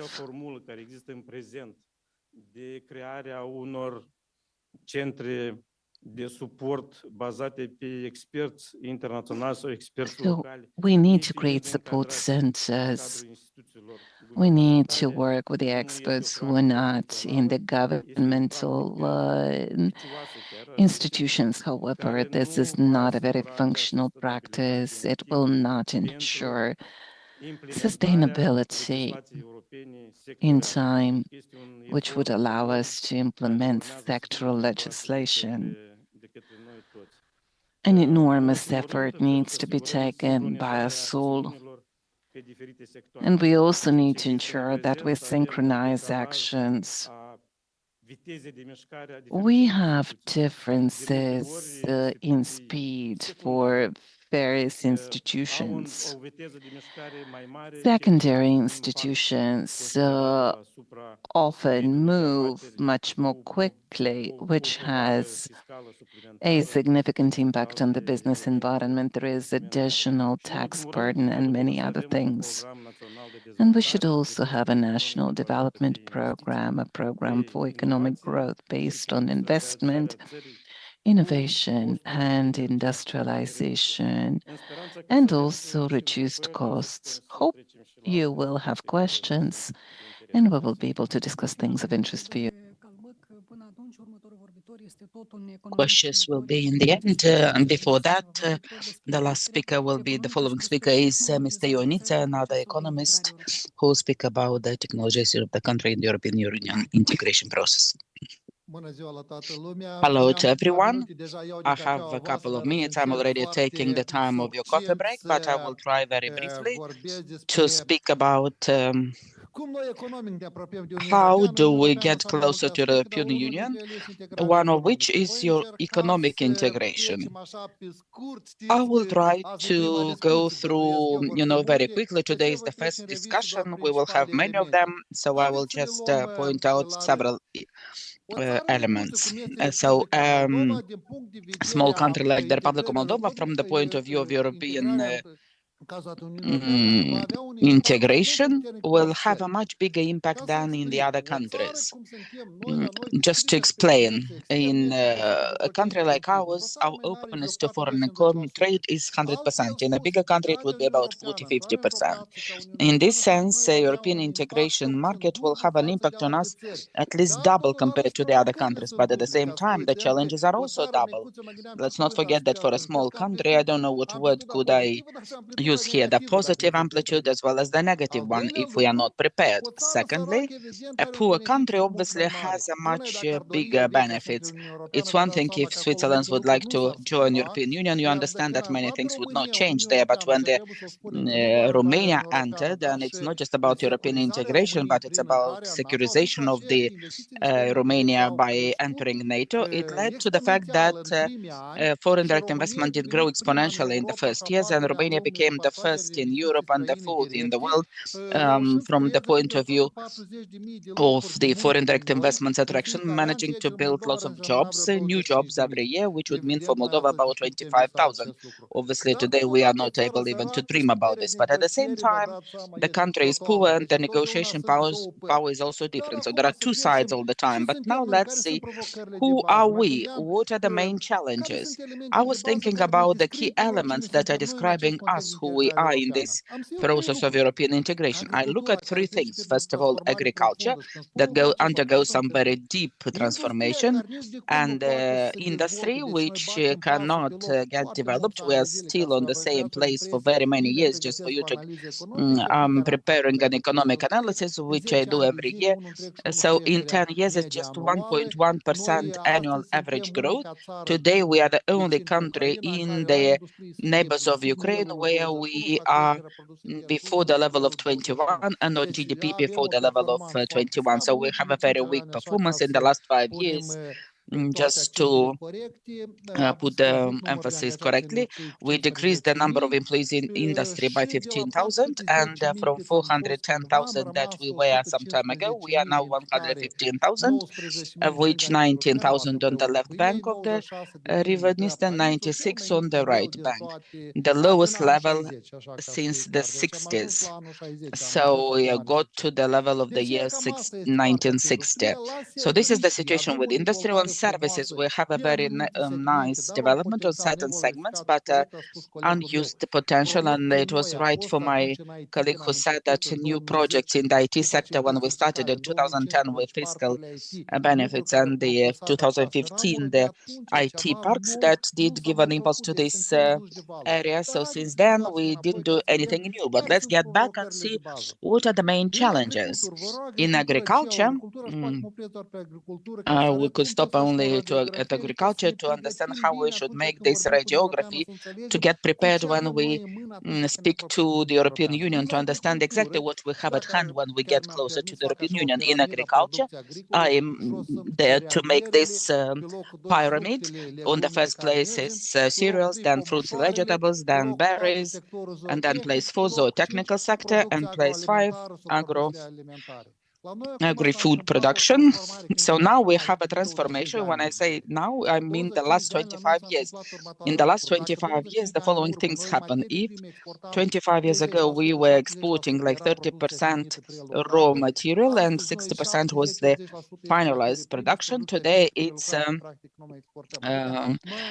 raw material and almost no export of processed goods. So this is a very primitive approach to agriculture. Second things that happened, and is not discussed at all in the Republic of Moldova, is a very good transformation, but I think which we shall think very well about and think how do we advance. 20 years ago in the Republic of Moldova, the zootechnical sector was missing. 90% of the meat consumption was from households. So the zootechnical sector was out of the economic sector.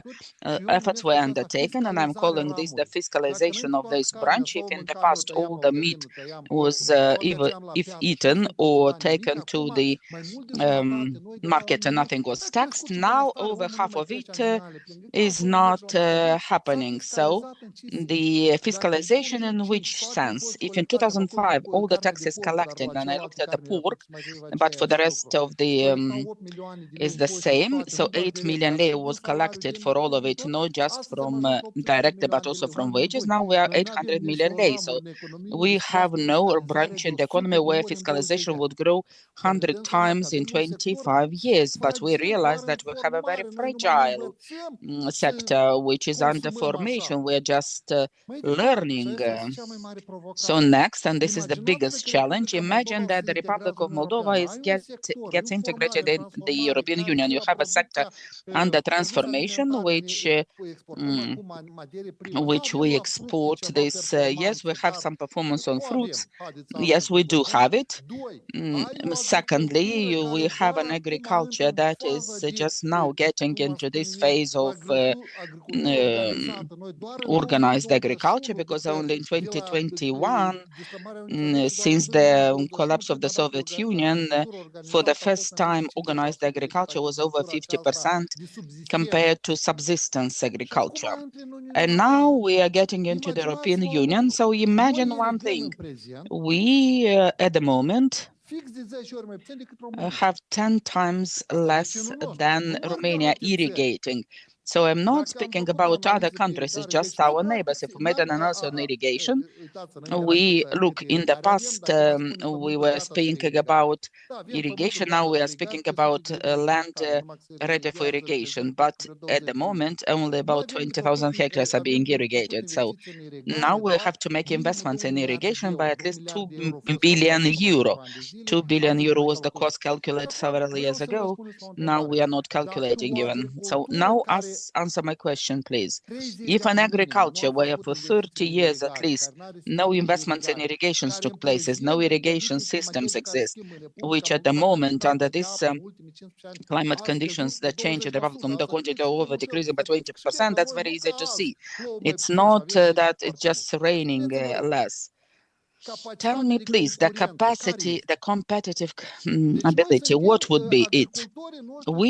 Our farmers are in a undergoing some transformation. They have very good performance of increasing productivity. Imagine that in 2000 in agriculture, we're working 7,000 people. Now it's and today we have many less, and they have produce much more. So we have no sector that would have better productivity. At the same time, no irrigation, no very low digitalization. So it's not the problem of the European Union. It's our problem that we need to think about. How do we protect them when they get into a competition with someone who has access to irrigation, has access, not just has access, but has implemented this, but we are just under this stage of formation. On industry, I will just say the following words. We do not have growth poles. When I'm here, someone saying that we will ensure 10% increase or 20%, I'm asking myself then, okay, we are now with the industry at the level of 70% compared to the 90s. We did not yet get back to the level of the years 90s. In 35 years, we have had, we went a bit in the first 10 years west, then well, then again bad. So the last 5 years, 3 years drop, 2 years growth. So, and the only period, I'm sorry to say this, so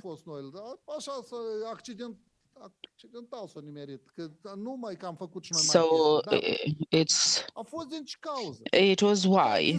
Because there were two projects. One, I believe, is related to Romania, because Romania, having entered the European Union, had its reasons, because we are proud we've done it, we are very clever, me too, but seriously speaking, we were the beneficiaries of Romania. There were investments in Romania, and this expanded to Moldova. If you look, most of the automotives go to Romania. We are assembling them, and then it goes to Romania. We have a drop in the labor force, but now just briefly, we had this industry of automotives that did propulse us a bit, gave us something, and then we had textiles, which went quite well. So this gave us the possibility for 5 years to have this 5% growth of the industry in Moldova.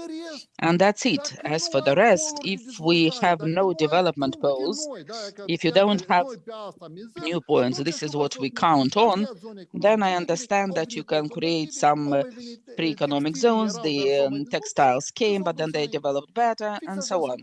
Same happened with other areas too, with the IT. It didn't happen from scratch. 20 million this year, if in 25, when data emerges, we don't have yet the data, but I'm estimating the 20 million in 2010, so we will come this figure 1 billion export. That's it. Nothing else to be proud of.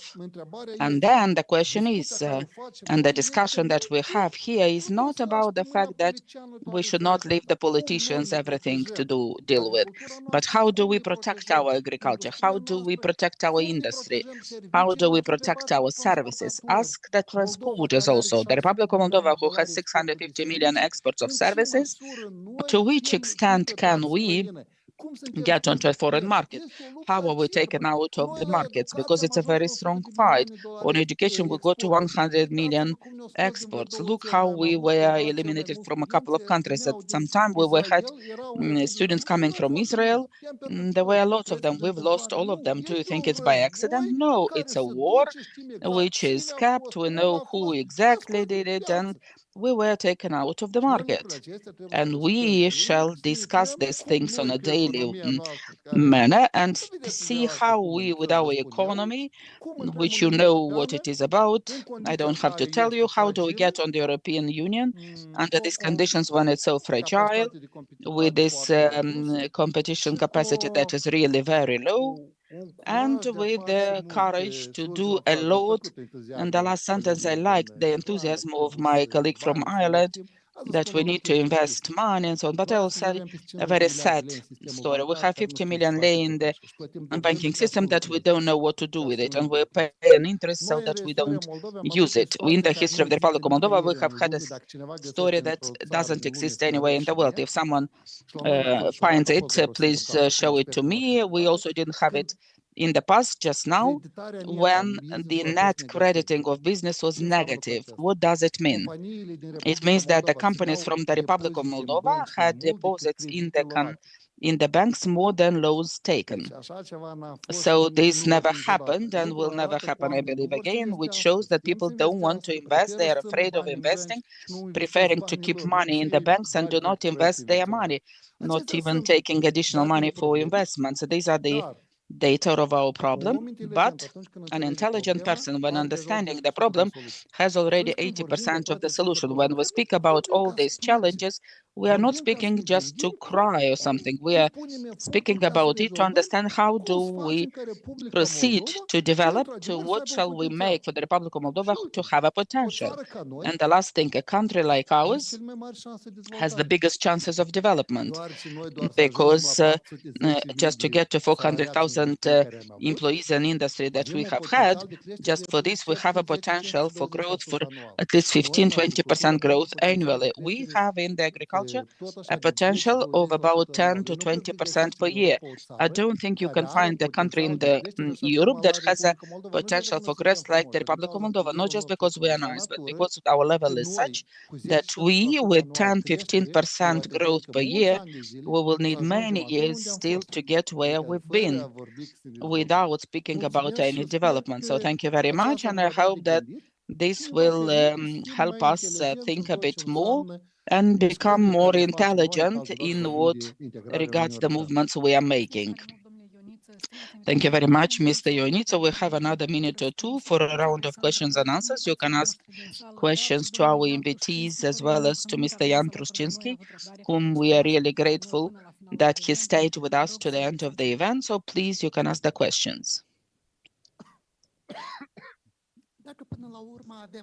If we do have a potential for growth, economic growth, if ultimately we do have this potential, what would this resource be about that could be exploited?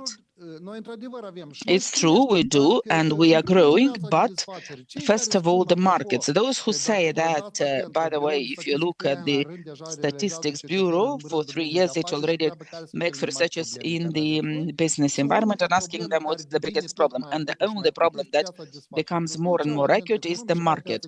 Everything that the economic operators do not have is a market. Many think that corruption is the first problem. No, if you wish to know where the economy develops, look where the democracy, where the development is. The bureaucrats know that where we have the biggest development, they are the biggest corruption is. Everything where things go well, corruption comes behind. So we do not have markets. That's the first problem. So look what I like to give this example. We are the country that was for 25 years was providing 15% increase of the coffee consumption. Everyone wants to make business. Berries, we are not exporting it now because of the fact that the demand did grow so much in our country. Our people do not manage to produce so much, so it's about some optimism. Imagine during the Soviet times, we were consuming on average 400 grams of berries. Why do I speak about berries? Because this is about the level of quality of life, because when people are poor, they have no possibility to buy this. Today we are at 8 kilos, which means it's an increase starting from 2015. When did it start? When we got the embargo on behalf of the Russian Federation. So I believe we need to thank them for this, because after the embargo, two things happened. We got the diversification of the export markets and diversification of the type of fruit. In the past, we had just nuts and apples. Now we have about 10 types of fruits and berries. Berries before 2010 was not produced. People were poor. So now we have demand, we have the offer. And today ours are producing and selling quite well on the internal markets because their prices are higher and they do not manage. So by increasing the production by 15 ways, in fact, they are just managing to satisfy the internal market. When you have an internal market and sales internally, you can go externally. And the last one, we had the energy crisis. This did affected us a lot. The shock that we had, no one else had. An investor from Italy did have a factory with so many, let's say, employees. Then when the crisis came, he decided to close the business because it was not worth it. And then the director of the factory comes and says, look, Mr. Unita, the factory in the biggest one in the district closed. The budget, 600,000 lei, are not taxed anymore. No one is stressed. No one has any concerns.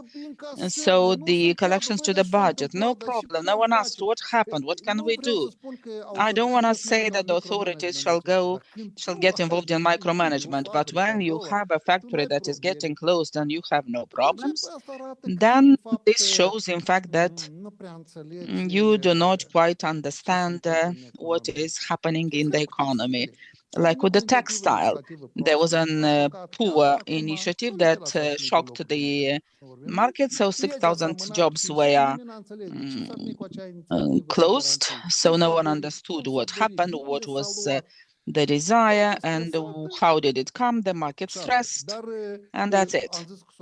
But I said that we shall close with some positive. So all these things are just for the sake of starting. If you don't do anything, nothing is happening. So some things that if you don't do anything, something will happen. Like last year, the GDP did grow. And good that they didn't give medals to each other. But everything that happened is that we had good rain. So you have an increase in agriculture of 14%. So here is increasing exports and so on. If this year it's not raining, then that's it. Just one single comment. It's not the problem of the Republic of Moldova with the prices, because the Republic of Moldova has access to the European Union. We have the free movement of goods on the European market. The main problem is the offer of competitive goods and competitive services. And here we need to work on the costs.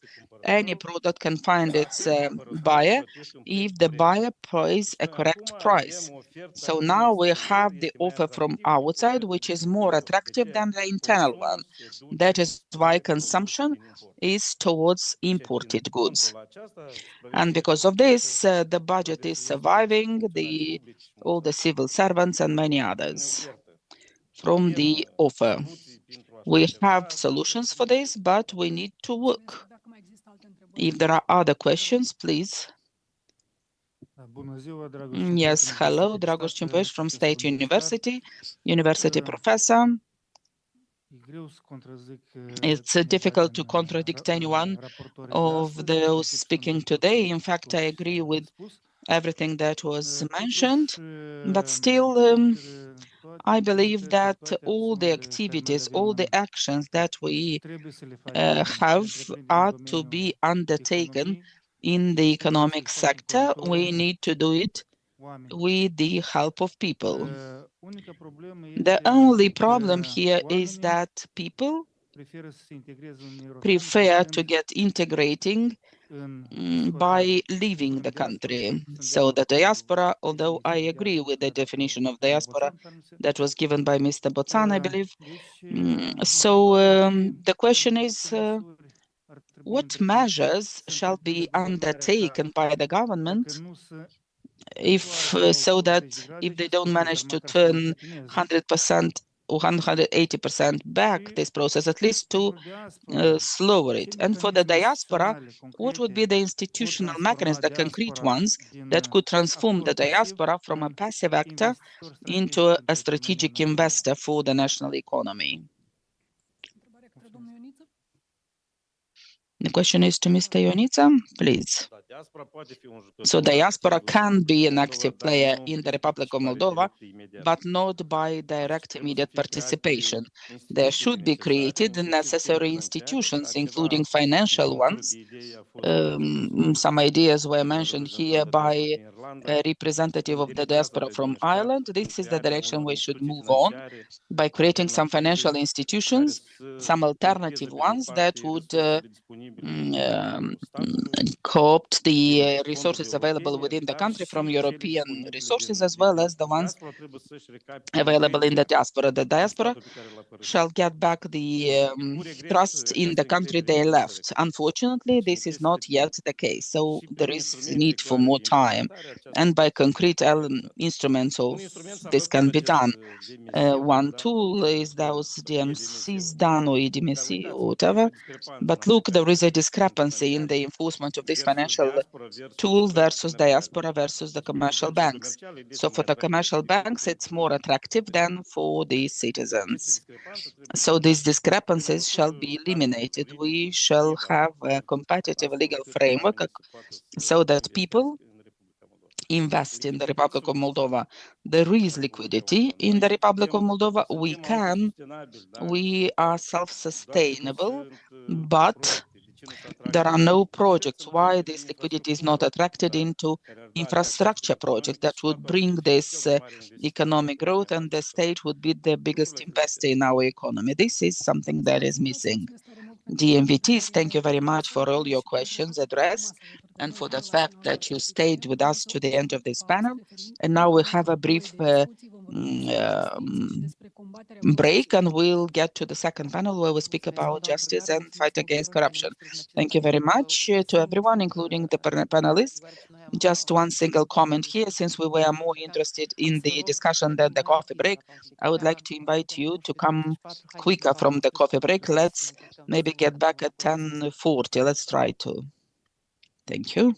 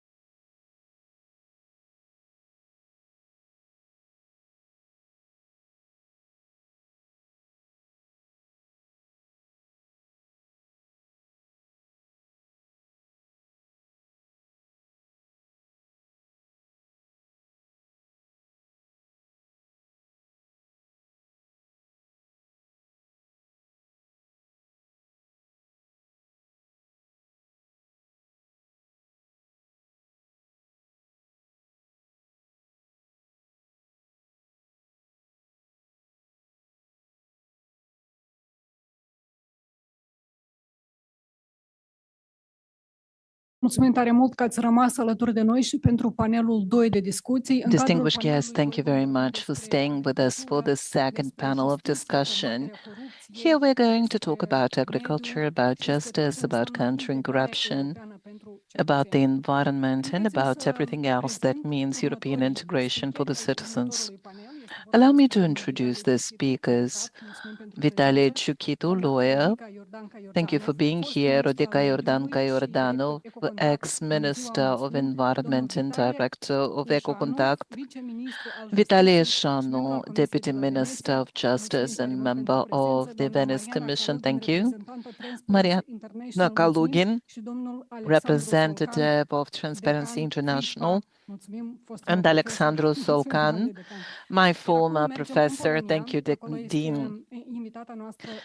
And in Poland, we have our special guest, Jerzy Pleva, ex-Minister of Agriculture in Poland and ex-General Director of EU General Directorate for Agriculture.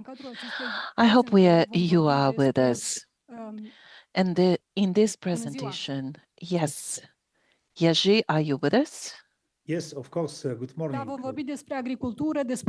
We are going to talk about agriculture, about Poland's path in joining the EU. And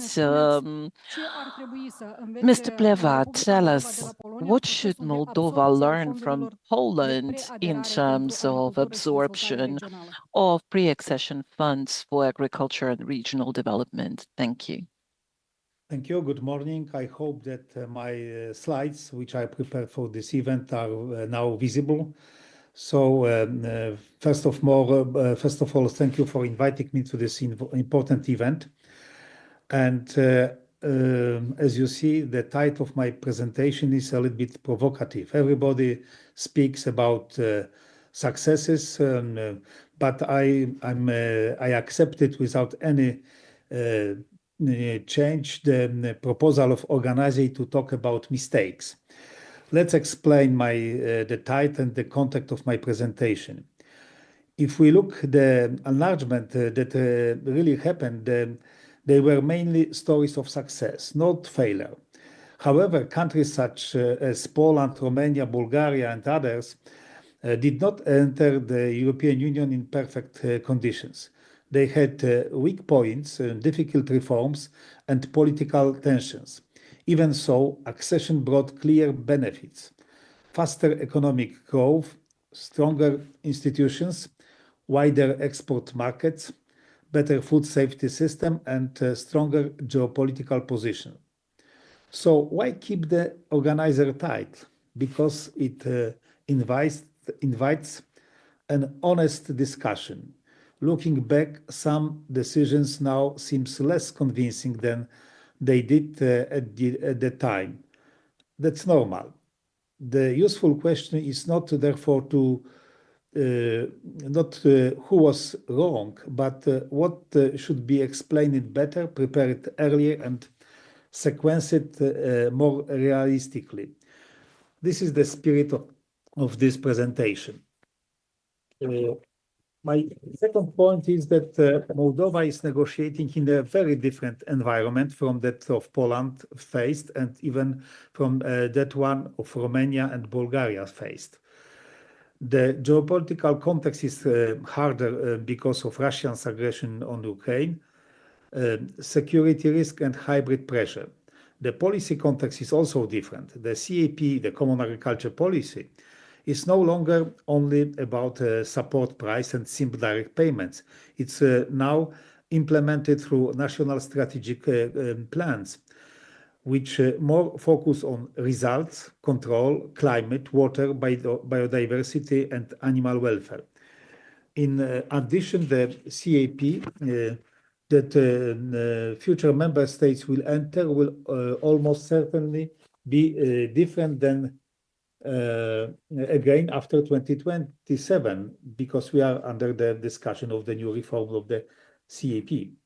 Moldova's own farming sector structure, logistic budget capacity, and administrative performance are also different from those of earlier candidates. So the right approach is not copy and paste. The right approach is selective learning. Use past experience to avoid known mistakes, but adapt the lessons to Moldavians' reality.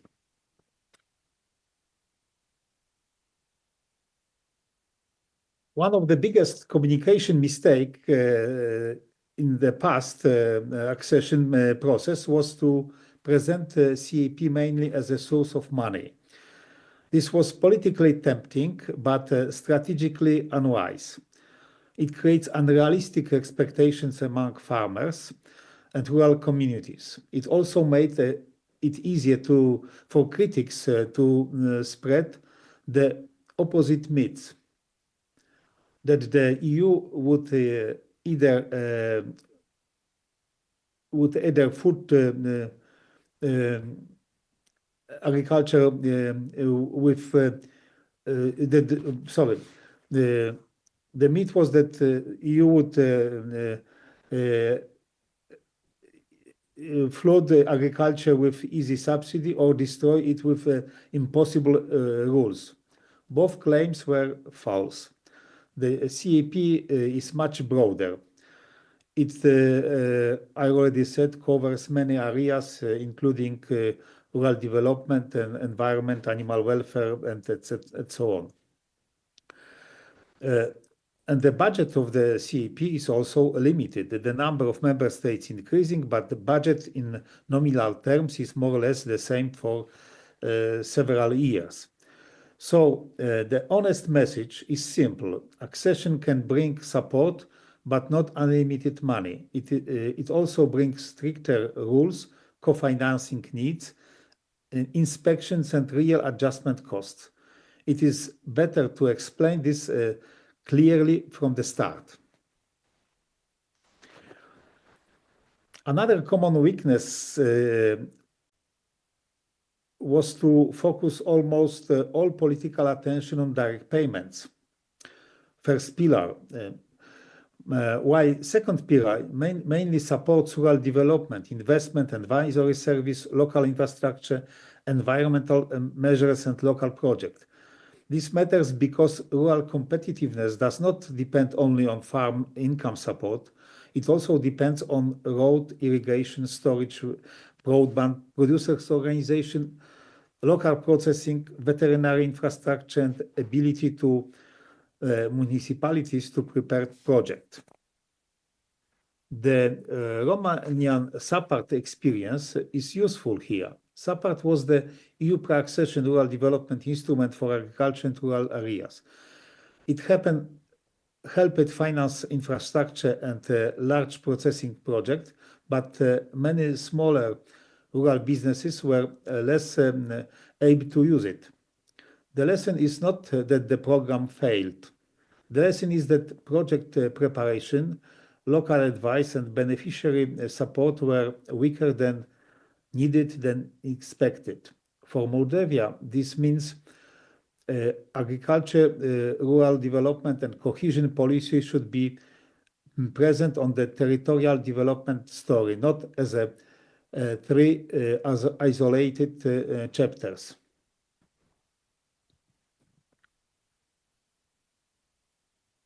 If I had to identify the most expensive pre-accession stumbling block or even mistake, it would be leaving core institutions and IT system too late.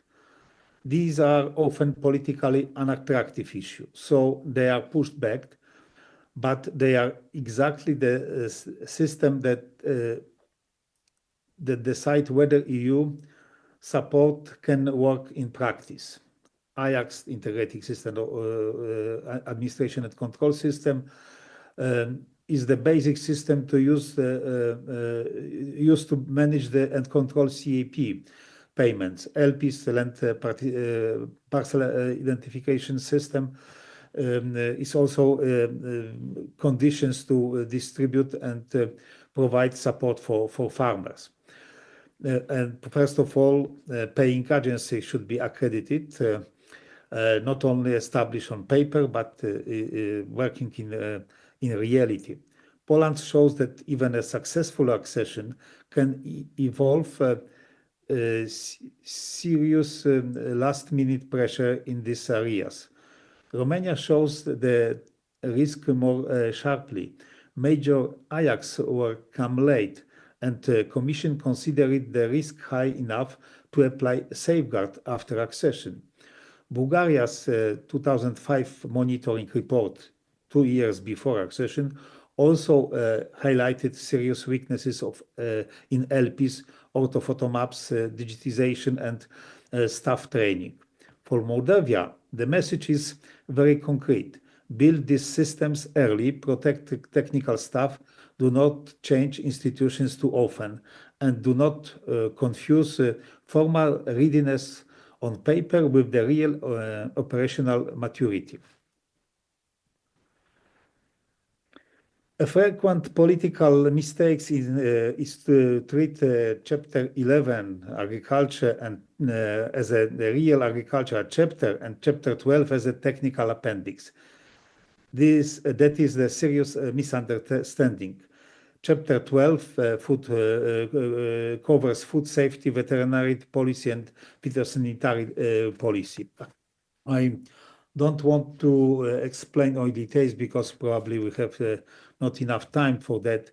But I would say that the real access to the single European market, the conditions for this access for product is fulfill all these obligations. So this is why this chapter is so important. Moldova recent Commission report shows progress, but also clear remaining needs in the diagnostic, surveillance, establishment, upgrading, and control capacity. So the practical lesson is simple. Treat Chapter 12 as an economic and strategic priority before accession, not as a technical clean-up exercise for later. Now the caution point, I think it's horizontal. Environmental and climate adjustment is another area that is often postponed because it's politically sensitive. That would be a mistake even for Moldova if not addressed properly. Today's CAP already links support much more strongly to the climate, biodiversity, soil, water, and animal welfare. For example, so-called GAEC and SMR conditionalities. I will explain this later.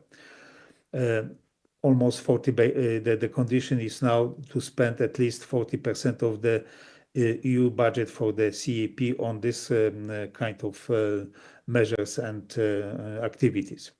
Farmers are expected to meet the baseline requirements, and member states also use voluntary instruments such as eco schemes. 25% of direct payments go to these measures. The exact legal design may change after 2027, but the broad direction is unlikely to change. EU agriculture will remain greener, more climate aware, and more water focused than in the past. For Moldova, the honest message should therefore be: do not wait to start. Prepare farmers and public authorities early. Explain that transition needs time, investment, advice, and smart sequencing.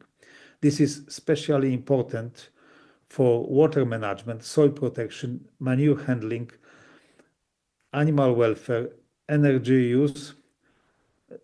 use of pesticides, and adoption to drought and other climate adverse conditions. I mentioned that I will explain these conditionalities. I don't want to enter the details, but these good agriculture environmental conditions are the sets of rules which all farmers who participate in the CAP should fulfill. They are quite complicated, and on top of that, as we see, there is ongoing changes, and we can expect some further changes. Statutory management requirements list is all very long, but it's not list. It's many detailed regulation and also directives which should be transposed in the national legislation system by member states, new member states. So a lot of work to be done and in advance, and to be done to avoid that at the beginning there will be problem with payment. So this slide turns past experience into a practical checklist, which could be useful for Moldova. In this slide, I summarize what I already said. But again, I would like to stress that very honest dialogue is the key issue to keep understanding of all nuances of this policy, and not only the benefits, but also the cost, which should be borne earlier to get longer benefits and also longer competitiveness. So we can come back to this if needed during the discussion, but I would like to switch to last slide. I would end with a balanced but clear conclusion. Membership did not solve every problems in agriculture or in the wider economy of the countries that joined, but the overall direction of change is clear. Countries that joined the EU gained much better access to the single market, more predictable rules, stronger investment credibility, and access to the CAP and cohesion funding. They also gained more closer to the EU average in income and living standards over time. The honest benchmark is therefore not difficult accession versus comfortable non-membership. The real comparison is accession with adjustment cost versus the long-term cost of staying outside. Slower coverage, weaker investors' confidence, fewer policy tools, and no access to the EU agriculture and cohesion instruments. It means non-membership. So the closing message should be realistic but confident. Integration is demanding, but non-integration also has a cost, and the cost that cost is often underestimated in public debate. I have more detailed example concerning agriculture, but I think that taking into account the time, probably I can leave this for the eventual discussion later. Thank you for your attention. Thank you for your time. Stimați invitați, dacă aveți întrebări către invitatul nostru So, din dear Polonia, invitees, if you have questions to our invitee from Poland, you can ask them. You can do it in English or Romanian, no matter. Please. I'm Dragoș Cimpăieș from the State University of Moldova. I finalized the previous panel, and now I'm starting the new one with questions, but the area is a really very interesting one, at least for myself, from the professional point of view. So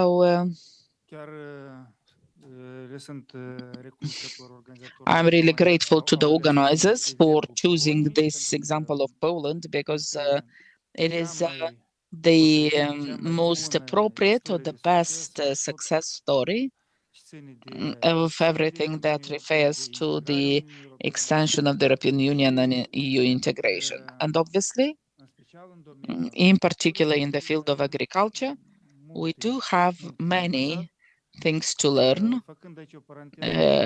Opening the brackets here, I would say that some time ago, I noticed that Poland is one of the biggest exporters of alcohol, including wines, to the Russian Federation, which to me was a surprise. And in the context of those thirds and your experience,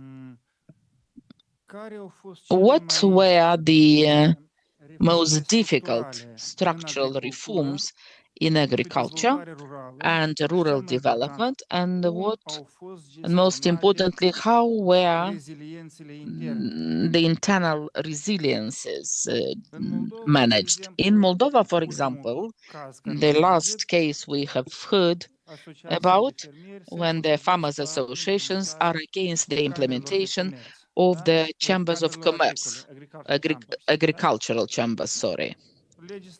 The legislation is approved, but as I understand, it was not consulted with the ones who are supposed to implement it. So now the farmers are dissatisfied, and maybe these chambers of agriculture are something good, but people do not understand what it is about and what would be their benefits from this. Have you had in Poland something similar? Or have you had similar problems on liberalization of the land market or any other? What were the biggest problems and how did you address them? May I reply immediately, question by question? So thank you very much for this question. Of course, agriculture is very broad, and there is many issues which I was not able to cover in short presentation, but you really touch a very sensitive issue. I think that we have a similar heritage as Moldova has, because during the central planet economy in Poland, there was strong opposition of farmers in Poland to organize themselves in the producers group or also cooperatives, because in the past this kind of organization has been imposed by state, Soviet type of imposition, and Polish farmers in the past were quite successful to resist, because only 15% of land was in the hands of state and so-called cooperative of state cooperatives, but other were in private hands. And what is the situation now in Poland? I think it's extremely relevant for Moldova as well, because European Union policy, CAP, promote producers group and producers group organizations.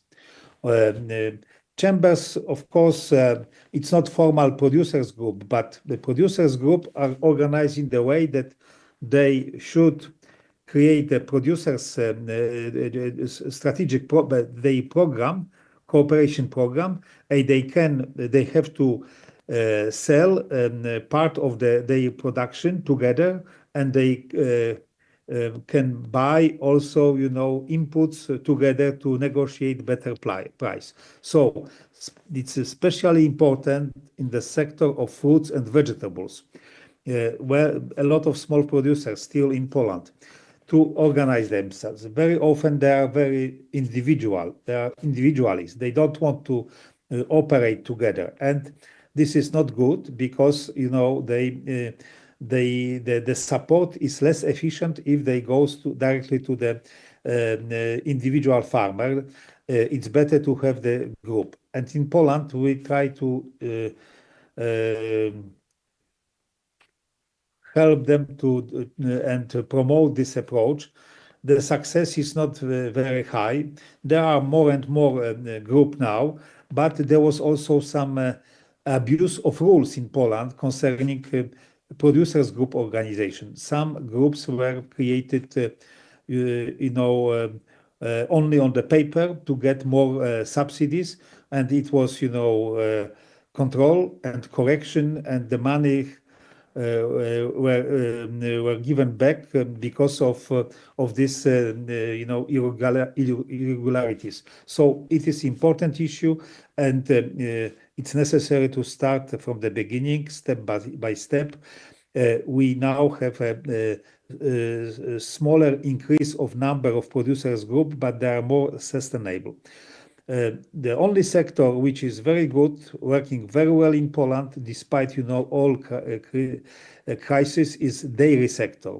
But in dairy sector, we have real cooperatives. 80% of milk in Poland is produced by real cooperatives. Farmers are owner of the cooperatives, and they produce milk, and they are co-owner of the dairy processing plant. So they work very well. They cooperate with the other partners. They cooperate with Ukraine. They even do not afraid competition from Mercosur. So the issue of producers group is really key to get better support, more efficient support from the EU funds. But the problem is also mental. And, farmers are not mentally ready to cooperate. They prefer to have their own facilities, their own machineries. And this is, the barrier which will change only with the change of generation. Mulțumesc. Important de văzut părerea anume. Thank you very much. It was important to see the opinion of those who are part of the EU for over 20 years and still facing certain problems in this sector. Thank you. Thank you. We have another question. Please introduce yourself. Hello, I'm Ana Țurcan. As regards what you said, it's about the production cooperatives where we have just the producers, not the representatives of the state. That's the problem. In our case, there are attempts to institutionalize, but having these representatives of the state in the agricultural chambers, it's not okay when in a group of producers, there should be representatives of the state determining priorities. But the Minister of Agriculture is mentioning the experience of Austria. Yes, but between us and Austria, there is a big difference. And I'd like to ask a question to which extent is Poland so meaning from the market of agricultural products consumption in Poland, what is the share of locally produced goods, agricultural ones? Yeah, very good question. I would say that, Poland make a big progress during the accession. To give you the example, before accession in 2003 and the beginning of 2004, our export was on the level of €500 million. More or less, comparable to the level of EU import of agriculture product from Moldova now. But after 20 years, Polish export now is more than 12 times bigger. It means more than €52 billion yearly, only agriculture, food export. And before accession, we had a negative balance of trade with in food trade with the EU and with other countries. So we're net importer of food. Now Poland has around €20 billion yearly positive balance of trade, despite the fact that, agriculture structure was not changed too much, because average size of farm in Poland is around 12 hectares. So it's still quite low. It's increasing, but not so quickly. And coming to your question, for some products, Poland is more than self-sufficient. For example,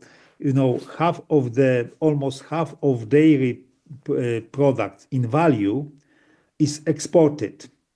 Also, in poultry meat, we are very highly competitive, and poultry meat Poland is the first exporter of poultry meat, and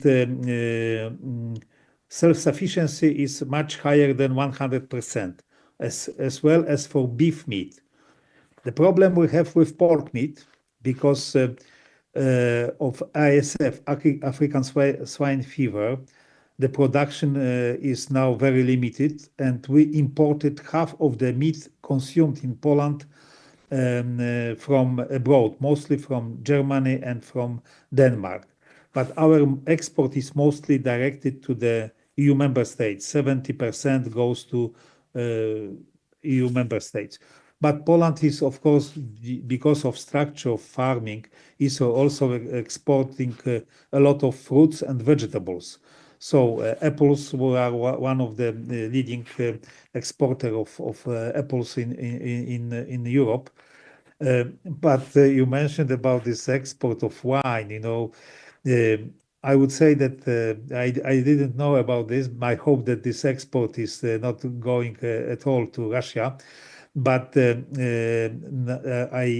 know that Poland is a big exporter, for example, of coffee, but we are not producers of coffee. But of course, the food processing is very well developed, thanks also of EU funds, and we have a very modernized, modern food sector, processing sector, and a lot of products are re-exported after transformation in Poland, including packaging, etc. So in principle, we are net exporter of food with 20 billion euro of positive balance. Except of pork meat, I think in all other sectors, of course, we are importing, coffee, tea, these fruits and vegetables from other climatic zone, but grape, etc. But in principle, the basic foods is produced in Poland in more than consumed. Mulțumim foarte mult pentru întrebări și pentru răspunsuri. Mulțumim, domnule. Thank you very much for the questions and answers. Thank you very much to Jerzy Pleva for the presentation and valuable information. We are looking forward to see you in Chișinău one day. We will continue now the discussion with the next speaker of this panel, Mrs. Iordanov. Please explain us what are the main challenges that the candidate state faces on environmental issues. Thank you very much, and hello to everyone. I'm really happy that the organizers did arrange in the agenda very well these two topics, agriculture and the environment, because according to very many reports and discussions already on the European level, including in the Republic of Moldova, this chapter of agriculture and climate changes are the most difficult ones, and on the other hand, the most expensive, both from the point of view of transposition of the acquis communautaire and even more from the point of view of implementation, since it is affecting not just the nature, but also all the areas, because all the economic activity that is carried out on the territory of the Republic of Moldova, I'm speaking here about the production, has an impact on the environment, bigger or smaller, depending on the technologies and technologic processes involved. In this process of European integration, Chapter 26, as I said, is a very broad one. It includes very many components, and I will refer to all of them, of these components, trying to explain what are the challenges in a very telegraphic manner for you to understand that it is quite a lot to discuss here, and very many solutions can be identified, very many steps that can be carried out by Moldova. So, on the main pillars that are foreseen by Chapter 26, we have the horizontal legislation. And here we have to admit that we are doing quite well. In the horizontal legislation, that would mean the processes that refer to impact evaluation on the environment, strategic evaluation, access to information, and public participation in the environmental decision-making. I want to open the brackets that we have 4 categories of decisions that are mandatory for public consultation and approval by public and for you to understand the new form that is not present in other areas is the issuance of environmental permits, authorizations. These are issued now with the participation of the public, which means that both the local authorities as well as the local authorities the citizens have to have their word about the if they accept or not, and what will be the impact of this economic activity, which means that obviously we need space for both for the business and community to understand what are the benefits, because very many perceive the environmental legislation as a barrier in the implementation of economic activity. So hence this European framework, in fact, proves that it's not a barrier as long as one knows how to correctly apply the legislation. What does it mean, negotiations, and what would be the advantages for the community in the fact that there is an economic activity, a big one on the territory of this locality, but at the same time, how to protect the rights to a healthy environment, these members of the community. So even if in the community the ecological situation is very beneficial, the vulnerable areas of the population can benefit of certain benefits following these negotiations. So we shall admit also that we have certain gaps here.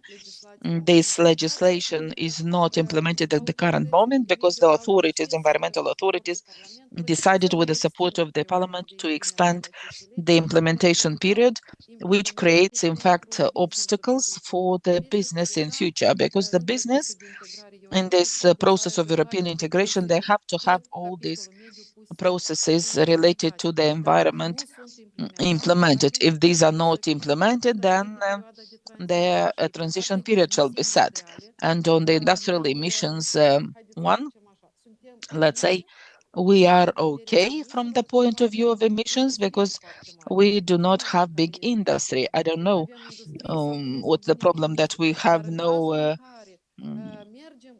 industry or that we have no provisions on emissions. But if we are moving this way, we will have to do it because the country is to be developed, and then the industrial emissions issue will have to be thought about. So here I'd like to open this moment that these are industrial emissions are very many, but not all of them are dangerous. So the lawmaker will set very clearly what is this level of emissions and what shall we do to not exceed it. So here it would be really important for the state to understand what are the economic activities that we support, and why do we need the impact assessment to have this predictability both on this side and the economic in particular, because the reuse of this or the re-equipping or refitting an enterprise is really costly. And you can imagine that if now we are in a period when we are closing the eyes to certain activities that might seem to be more expensive, but when we get into a intense integration process, or if we are integrated already and these companies do not cope with it, then these expenditures on this will be much bigger, both on the shoulders of the economic operator. And these aspects are not understood at the moment and are left for future. In future, these are going to be discussed, which is very difficult. Imagine if we have to accept now the construction of an industrial and without having a sewage system. A sewage system is very costly, but at the same time, that would mean in future the reconstruction of this enterprise, in addition to the equipment that would imply very big costs for construction, which for an economic operator which is in a phase of advancement, just at the stage of getting this profit, this would be an investment that would lead to this process of getting this goal. So that is why one of the challenges that we have at the moment on average emissions and economic development, in particular for the production activities, that would be the case that we want to make a favor to the economic operators at this moment, not understanding that these expenditures are really very big for future. In addition, instead of the business operators to have a business plan well organized and with some support, but we are accepting this option that in future it will be easier. Another aspect I wanted to point your attention to on this industrial emissions is the fact that the law, both the European one as well as the Moldovan one, classifies these activities in different levels in the emissions in the air, soil, and water. The most important one for the Republic of Moldova are the 18 or 19 companies, many of which are not in an active process of functioning. The biggest one are the CHPs, which we have in Chisinau and in Belts, and which are in a constant process of support and refitting to reduce the emissions in the atmosphere. But we also have the ones, the heavy ones, the 5 big companies that are on the left bank of the river Dniester. And here there is another challenge. What do we do with these big 5 companies? Only one of which did comply with the legislation, the environmental one, and only one of them is paying for pollutions and taxes on the territory of the Republic of Moldova. The other 4 benefit of authorizations issued by our ministry for caviar to be exported to the US or Europe, but do not contribute at all to the state budget, and there is no mechanism. In fact, there are mechanisms, let's say correctly, but there are mechanisms for control, both on the environmental part as well as on the fiscal one. But these activities are not done from different reasons. And here there are big question marks for future. What do we do with these companies? I do hope very much that the authorities are in a process of understanding those steps that are to be carried out with a view to integration and reintegration. At the same time, it is important from the point of view of environment. I'm not speaking about the political side or anything else. What is happening to these enterprises? Because we shall negotiate a transition period here, because these companies already do not cope with environmental requirements, and we have no guarantee that this will do. So that is why it is really important for the state to make decisions. Whether we do go on with these companies, we request a transition period, which would mean that in this transition period, we will have to prepare both the economic operator for the very big investments in these companies, or these are going to be left, and the future of these companies would mean ultimately closure, liquidation, or reorganization. So these are environmental aspects that are not yet clear. And I believe that it is important for a decision to be made on this topic, or speaking about other challenges that would be about nature protection, biodiversity. You know that the Republic of Moldova is very prone to climate changes. We have a significant shortage of forests, and the estimation is that for Moldova to become resilient to climate change, we need 25% coverage of our territory with forestry, not forests, but at least forest-like vegetation. There's a forest planting program, which is good, necessary.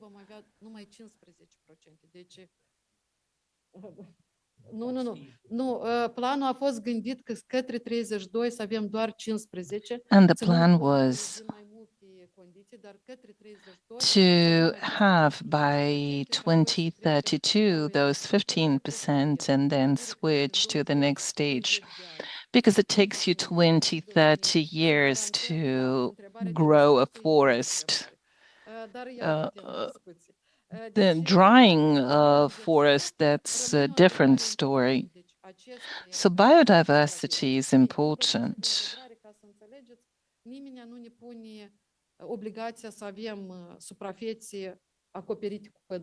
Nobody forces us to have areas covered with forests.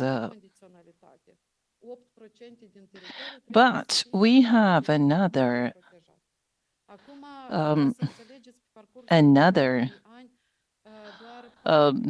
thing. In the last 4 years, very few protected areas enjoyed constant financial support from the state. And there was a very serious issue here. Thanks to decisions made in 1998, the system has changed.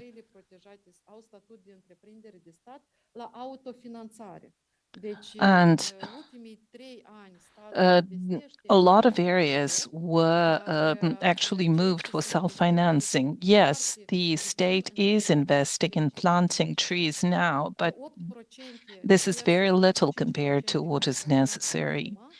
8% compared to 5% that we have now is a rather complicated thing for the Republic of Moldova. Why is it complicated? Because we do not really have additional land.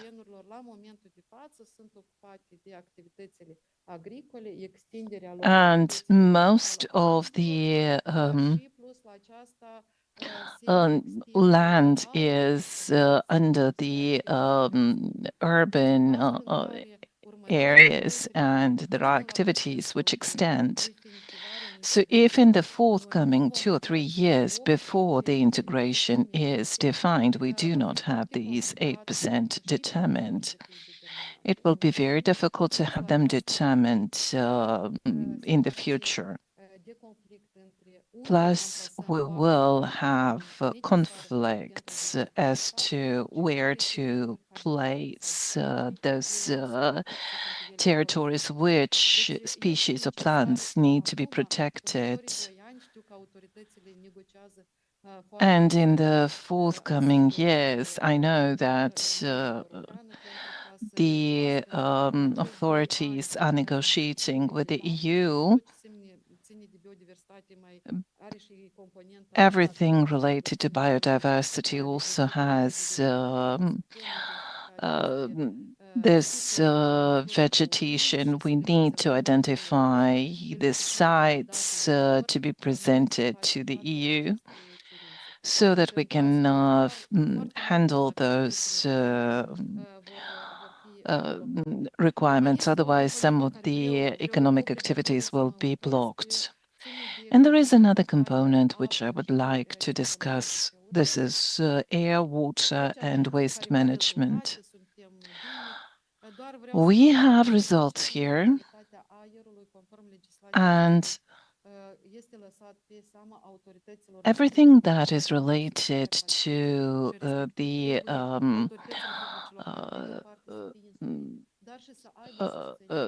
to this is actually on the local public authorities, but they need to be trained. So the universities, other things need to be available. They need to open up their curriculum and to train their students. Business is moving into rural areas, and this is the trend in the future. So we need to adjust the quality of the environment, the emissions, and the surfaces. We also need to understand that Moldova is still not able to handle wastewater management. Fortunately, many years we haven't considered the fact that water supply and sewage need to be built together. Sewage is extremely expensive now, and we need to have a different approach to the quality and management of used water, wastewater. This is challenging, this is expensive, and these are the topics that need to be negotiated during the transition.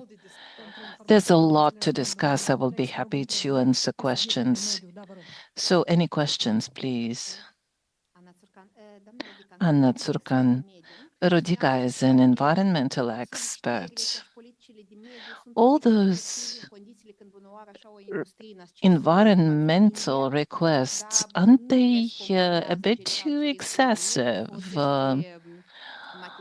considering that lots of toxic materials are being used in production in particular companies? And the EU countries having the rate of pollution quite low, well, we are trying to jump higher than our head, and we are trying to restrict things which we actually cannot restrict. Take the environmental situation in their production. Thank you very much for your question. Your question is actually very philosophical. I wouldn't use India as an example. Gang. People will use the water from gang to clean their teeth and at the same time to bury their dead.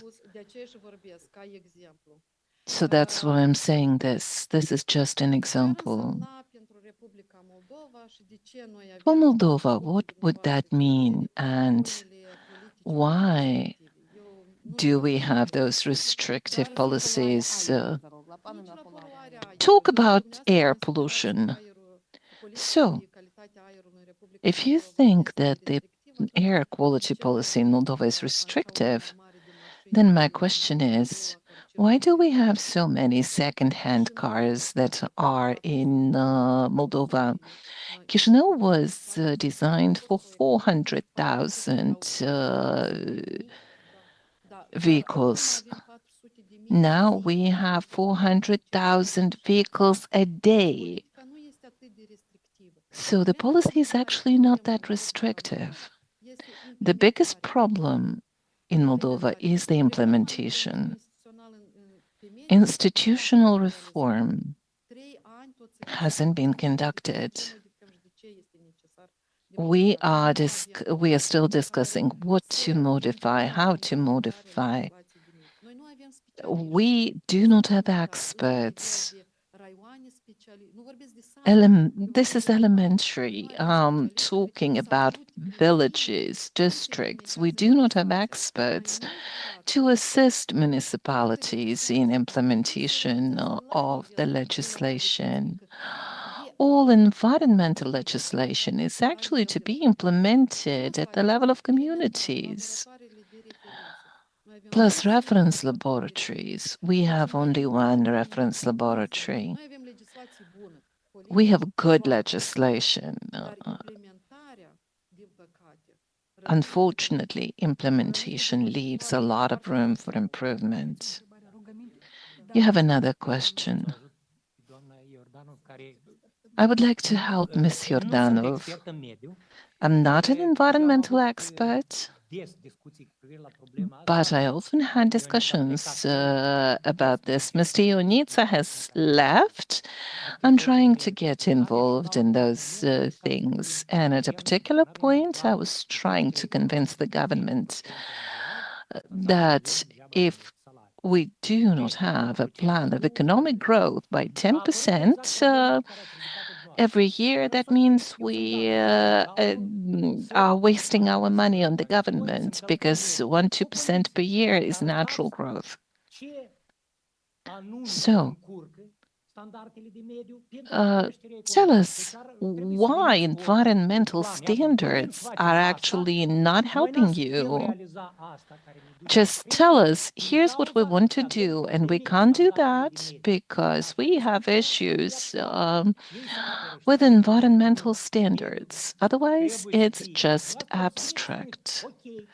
You have to tell them, okay, we are in favor of environment protection. We are ready to step back on some things, but let's calculate.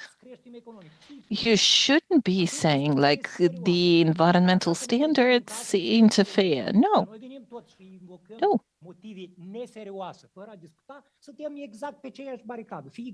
We are on the same barricades. We all have our own universe. We have our own rules, which are uniquely correct, and that is a problem. Thank you. I actually didn't mean the Republic of Moldova. I mean the EU policies. On 10% of the dry land, we apply environmental standards from other environments. We, as a local producer, always complied, but generally in the EU, there are requirements related to emissions, to the capacity of vehicles, but that's for 10% of the land. And 90% just partly implement this. I'm not asking about Moldova, I'm asking about the EU. It is true that it is very difficult to convince the big manufacturers or big pollutants to comply with the environmental legislation. It's difficult. And it's very difficult to implement the International Convention on banning plastic. And yes, the countries which are in economic accession do not consider the environmental standards and they win. But if we take the US, Mr. Trump has withdrawn US from the climate change documents. So they left. Then another president came in, and they went back. And then Trump came back into office, and again they are out. So the most important thing is to have the legislation developed. The fact that people fight somewhere up, that's a different story. The environment causes discussion. Now imagine legislation. Look, recently, the heads of the EU decided to do a bit of a rollback on the environmental policies because their plan was not gradual. China has a gradual plan, and by 2060, China is going to be carbon-free. Why? They disconnected everything that is related to coal. But they are still building the 30 power plants on thorium, not on polonium or uranium. Thorium, there, the pollution is minimum. Now there are 30 nuclear power plants being built in China. I personally participated when they started discussing the policies in the Tsinghua University, if you know what's that. And that was in 2019, before the pandemic. The pandemic had them take a pause, but they continued. Solar energy. Who's the leader? China, Eolian, China. They are doing this, but they cannot jump to that because they will destroy the country. And we in the EU, we can do everything, right? Okay, next question.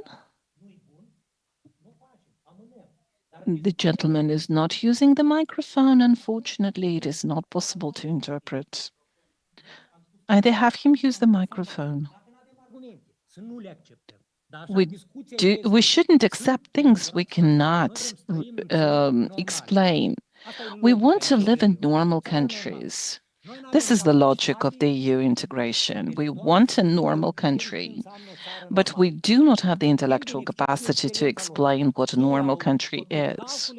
We can use their experience. They have made the calculations, and we say, no, this is no good for us. Okay, let's do other kind of calculation. We have to calculate. We shouldn't go populistically, saying that, well, their standards are very high, and if we adopt them, we will not be able to grow economically. We have to say that this is what is going to happen if we approve the EU environmental standards. And then we will say, okay, for this industry, it's going to be this and that. So we shouldn't be discussing stuff that we think is true. I do not know how much forest we need to plant. Experts should say, or other standards which are not normal for us. But we have to discuss this. We shouldn't say that this is a good idea.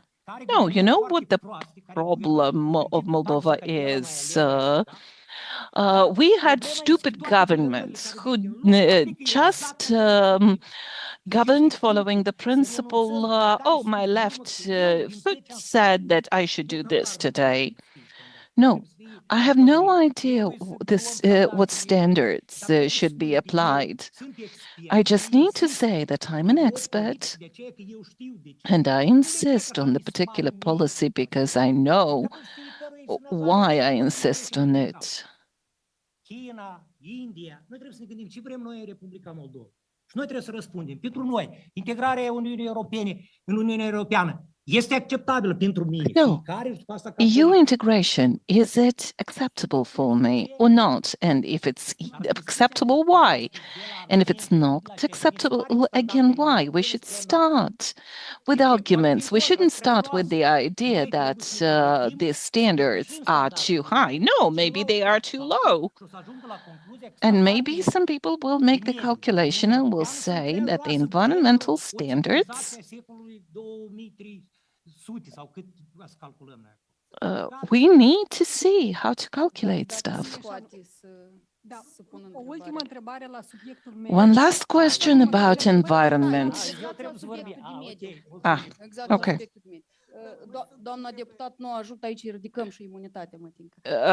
Well, Madam Member of the Parliament, you might actually lose your immunity here.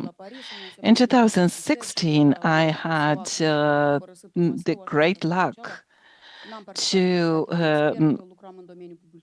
see the Paris Agreement. I was not an expert there. I was responsible for promotion, and I have all the materials in French since then.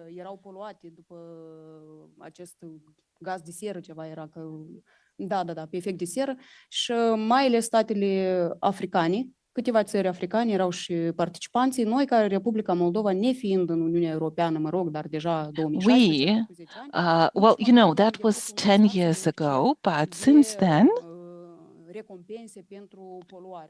we haven't filed for any compensation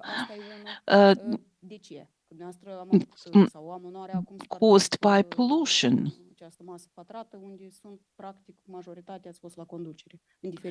Well, most of you were in the government at different stages, so think about this.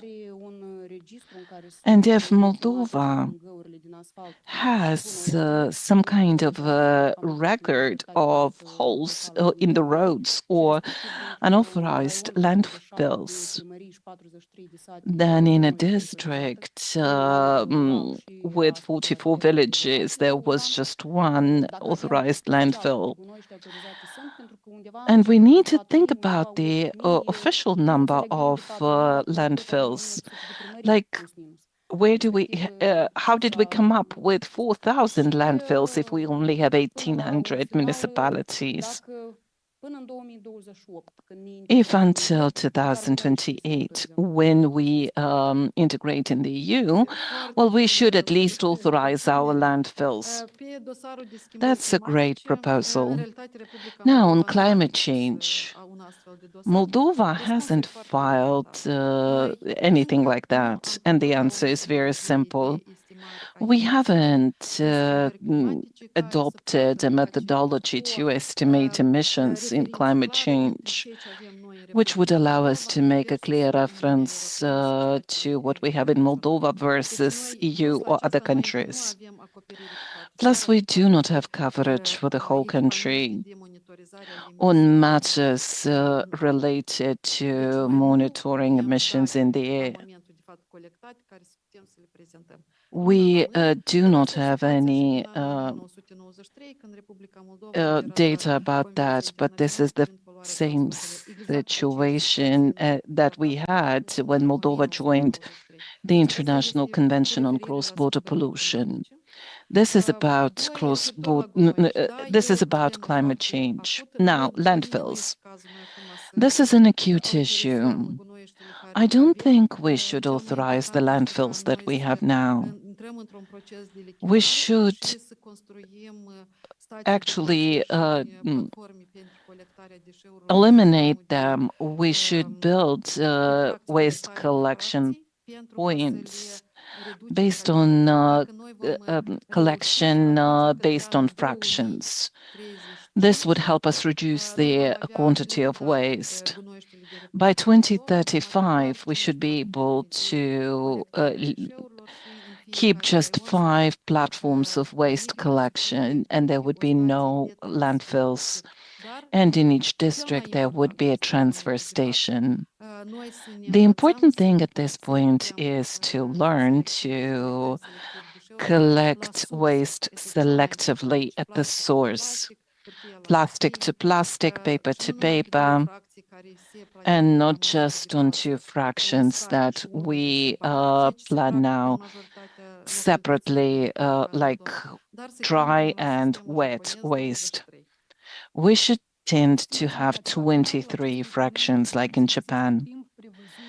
Dear participants, at the end of this discussion panel, there is time for questions and answers. Now we switch to justice.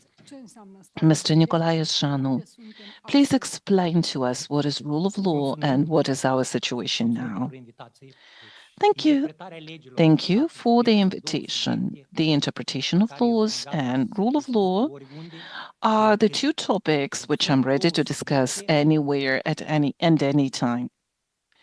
These are two topics where we are at the stage of understanding what this is. We don't even understand what this should mean. More than 20 years have passed since a deputy head of the Supreme Court of Justice was saying that the judges in the Republic of Moldova are not interpreting laws. I think he was proud of what he said.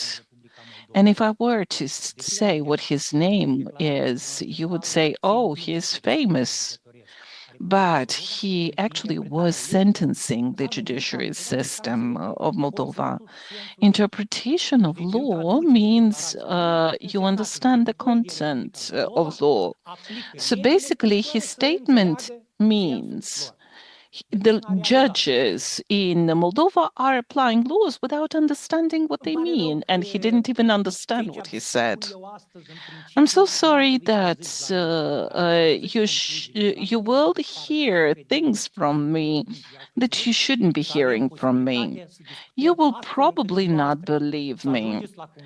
I wish we could discuss things in a way that would allow you understand things yourselves. So I will say things and I will call you to think about what I will tell you. I'm very sorry, but if you came to learn from me what is rule of law, you wasted your time. You will not be able to explain this to you today. Some of you are lawyers, others are not. A question. Answer this question yourselves. Is rule of law compatible with discrimination of women, racial segregation, discrimination of children born outside of marriage? And I guarantee that if you answer this question honestly, you will say that it's not compatible. But the thing is that it did exist in this form. The US is a situation of rule of law for 200 years, but racial segregation was eliminated decisively in the 1960s. Women in Great Britain, who are at the origin of rule of law, well, 60 years ago, they were not allowed to open a bank account without the approval of their husband. And nobody asked the question, how come? This was natural. I supposedly should talk to you about two documents of the Venice Commission. I actually asked Notebook LM to prepare a few slides, but some of you may be more interested in what is in there. Oh, by the way, the slides were quite okay. So, there are two documents which I recommend to be read. Rule of law, the Venice Commission opinion from 2011. This is the first international document which attempted to define a rule of law, because there are manuals and textbooks for hundreds of years, but it's still not clear what rule of law is. And this has started when the EU started to have issues with some member states. They were assessing what rule of law is and if the member states are compliant. And they woke up to see that they do not have a document to refer to, and they have asked the Venice Commission to prepare this document. And there is another thing, the checklist.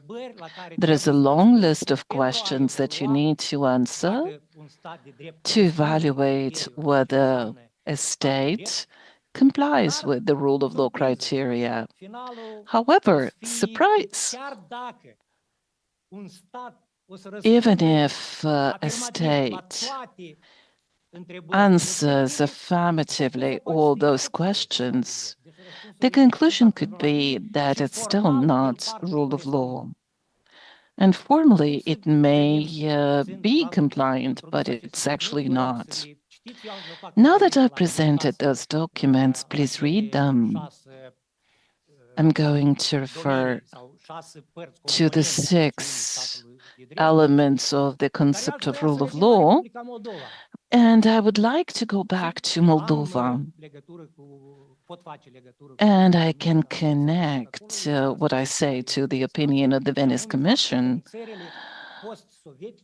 In the post-Soviet countries, people do not understand what rule of law is. If you go into details, you will actually see that the problem is there even in the Anglo-Saxon countries. The Venice Commission says that there is rule of law, ruled by law, ruled by the law. Even in French, we have état de droit and prééminence du droit, or the rule of law, or the prevalence of law. And the Venice Commission is also looking into Reichstag, and they also give them concepts that cover all that. But it is quite clear that the former Soviet republics do not understand what rule of law is, and they use the concept of supremacy of law. Oh, I see. So look into this.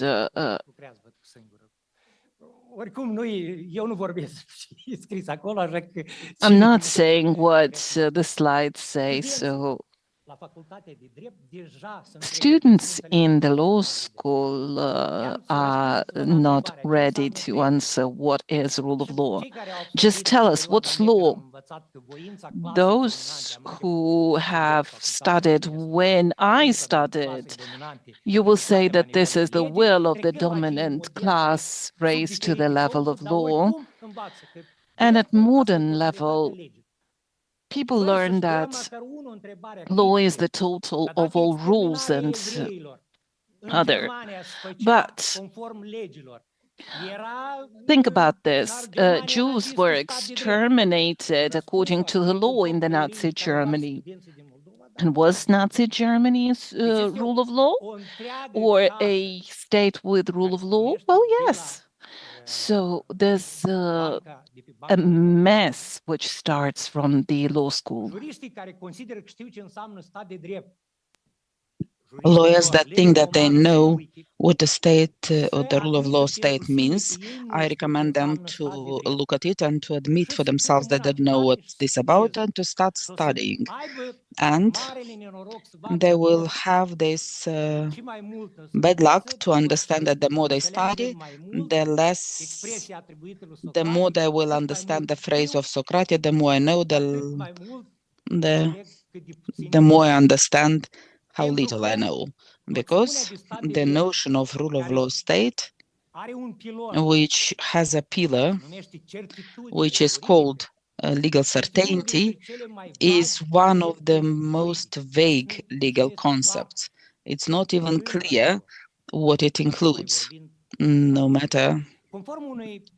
According to Dworkin, I believe, I forget sometimes names, but famous theoreticians in the field of state and law, he says that it's almost impossible to define what a rule of law-based state means, but it is exceptionally simple to see what's not a rule-based state. And if you want to learn, you should go through the period to understand that this is an extremely vague concept and to start from why do I need to understand it if still it's not clear what is meant.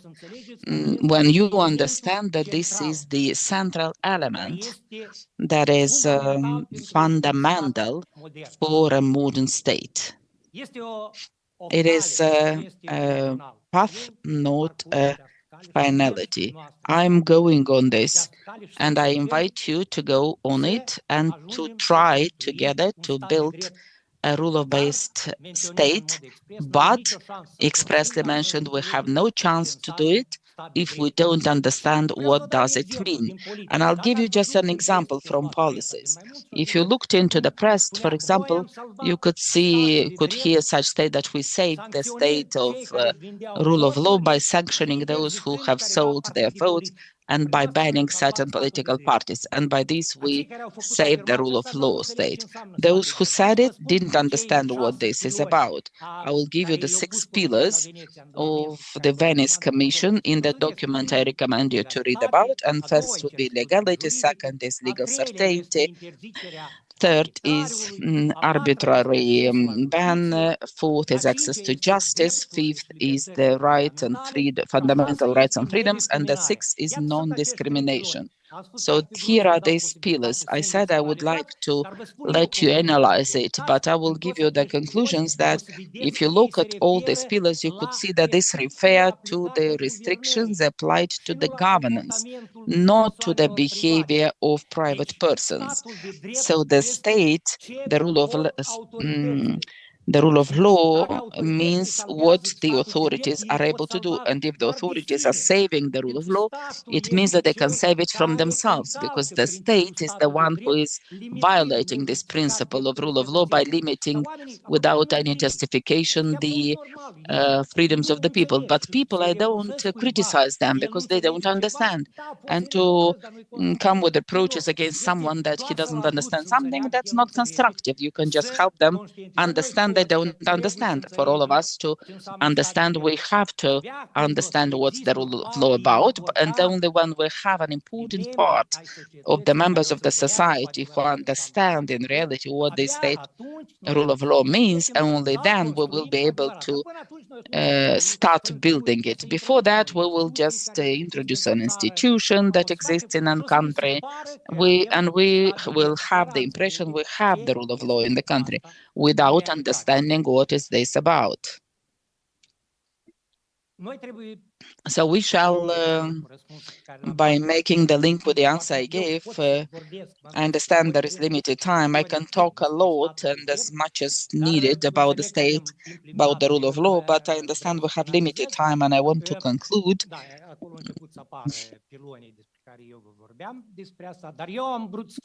I wanted to make the link with the topic of our discussion today, when we talked about the objective of changing the approach towards the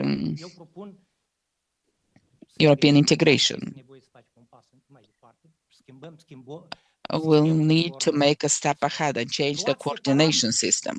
Taken separately, the rule of law can be,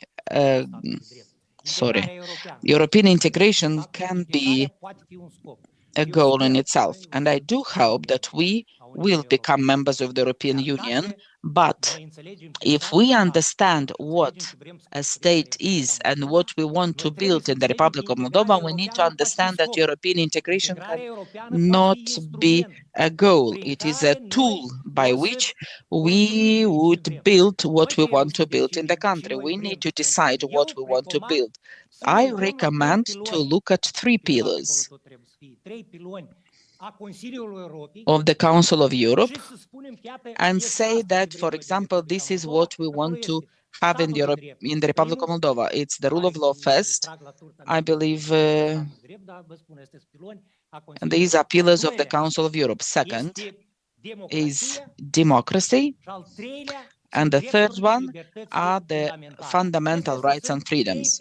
So these are the 3 pillars of the Council of Europe, and they shall be the 3 pillars of any society. If anyone else wishes, can if they think that it does not include everything, I believe it includes everything. If we want to ensure a level of economic development that would be sufficient and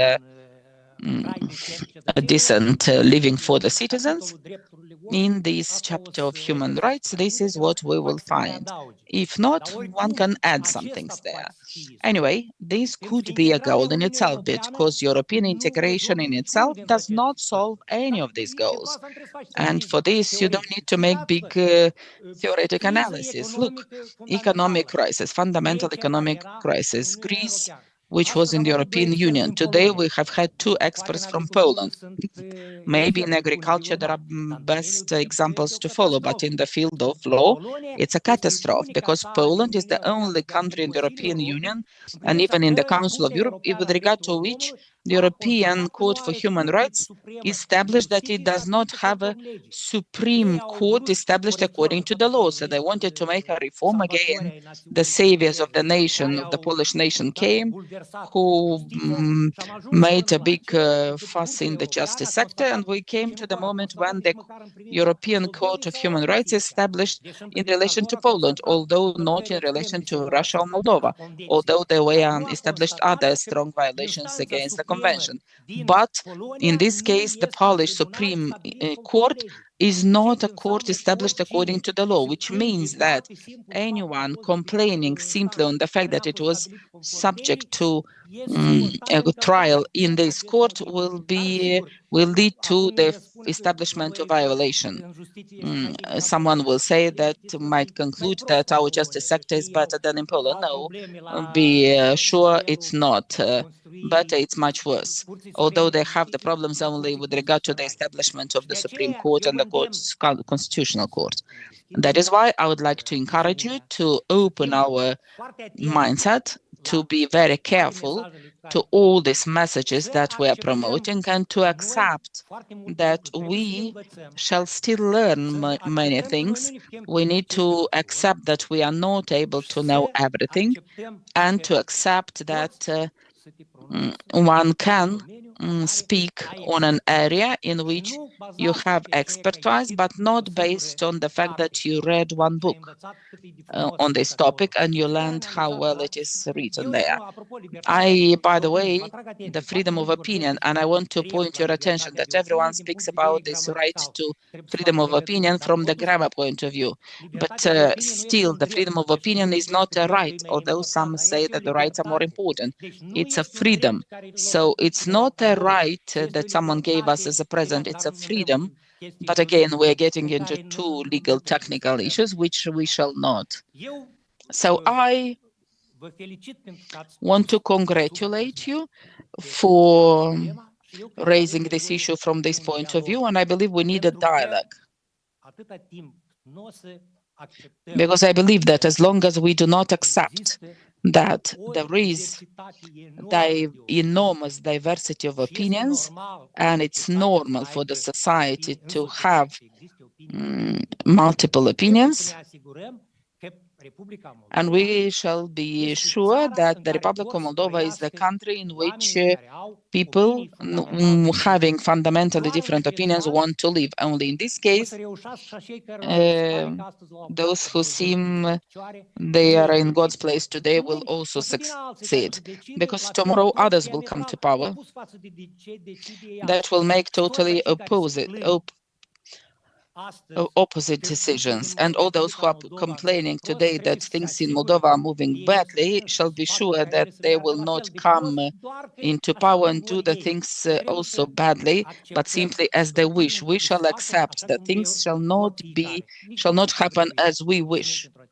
Thank you very much. Thank you very much, Mr. Ishanu. And further on to the speech about justice, I will give the floor to the lawyer Victor Chiquito, who is going to speak about the reforms in the justice sector and their impact on the citizens. Thank you very much. Hello. My presence at this event is motivated by the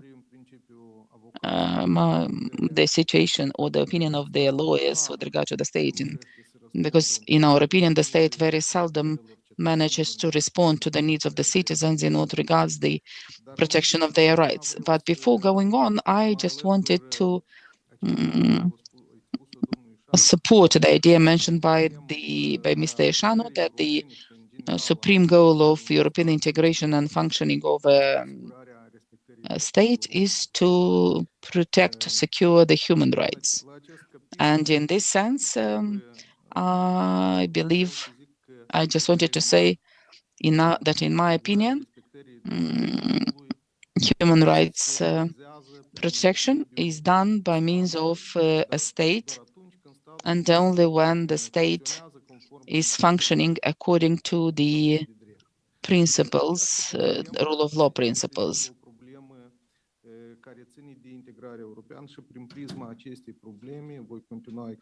And from this point of view, I will continue my speech. So recently, on December 16, 2025, the Venice Commission adopted the updated checklist of a rule of law state. This document is important from the point of view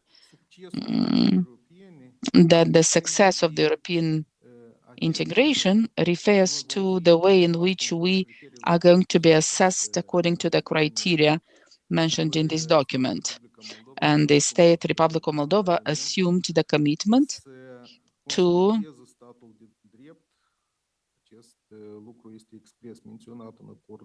and this is expressly mentioned in the association agreement. So the creation and improvement of legislative mechanisms meant to ensure the execution of this represents a primary task for our state.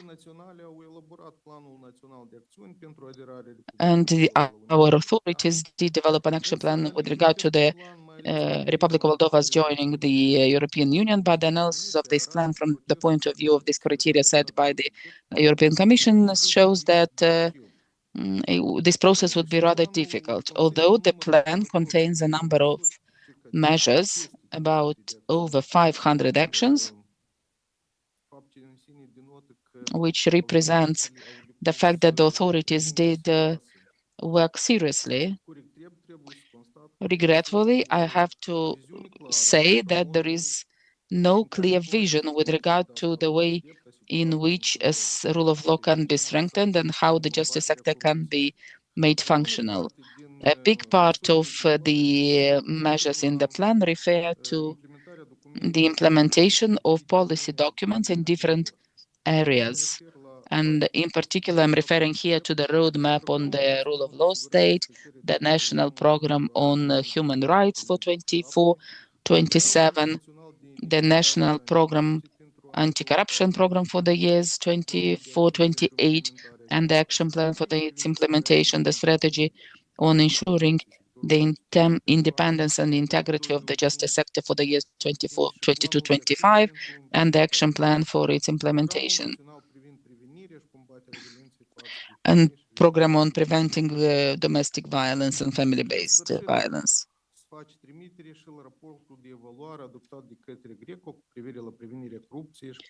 And prevention of corruption at the central level.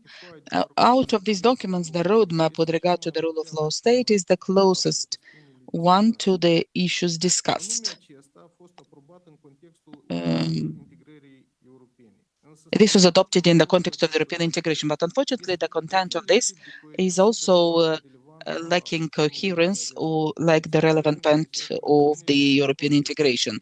It just copies the action. It seems that the actions from this were moved from all the policies adopted earlier, not being organized around a clear mission, a well-defined one and measurable one.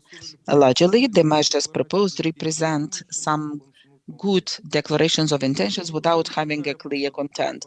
The government decision by which this roadmap was approved sets the responsible officers and those tasks to periodically report. In this sense, it is saying that I will give just some quotation from there, how it is formulated. Monitoring of implementation of measures in the roadmap with regard to the rule of law is going to be ensured by the Minister of Justice for Chapter 23, Justice and Fundamental Rights, and by the Minister of Internal Affairs for Chapter 22, Justice, Freedom and Security, with the quarterly reporting to the National Bureau for European Integration with regard to the implementation degree. From the methodology point of view, this approach is correct, but having analyzed the actions themselves, we can see that in most of the cases, this evaluation is going to be a very formal one, or will not be possible. But for a big part of the actions, there is no clear objective set for the evaluation. For example,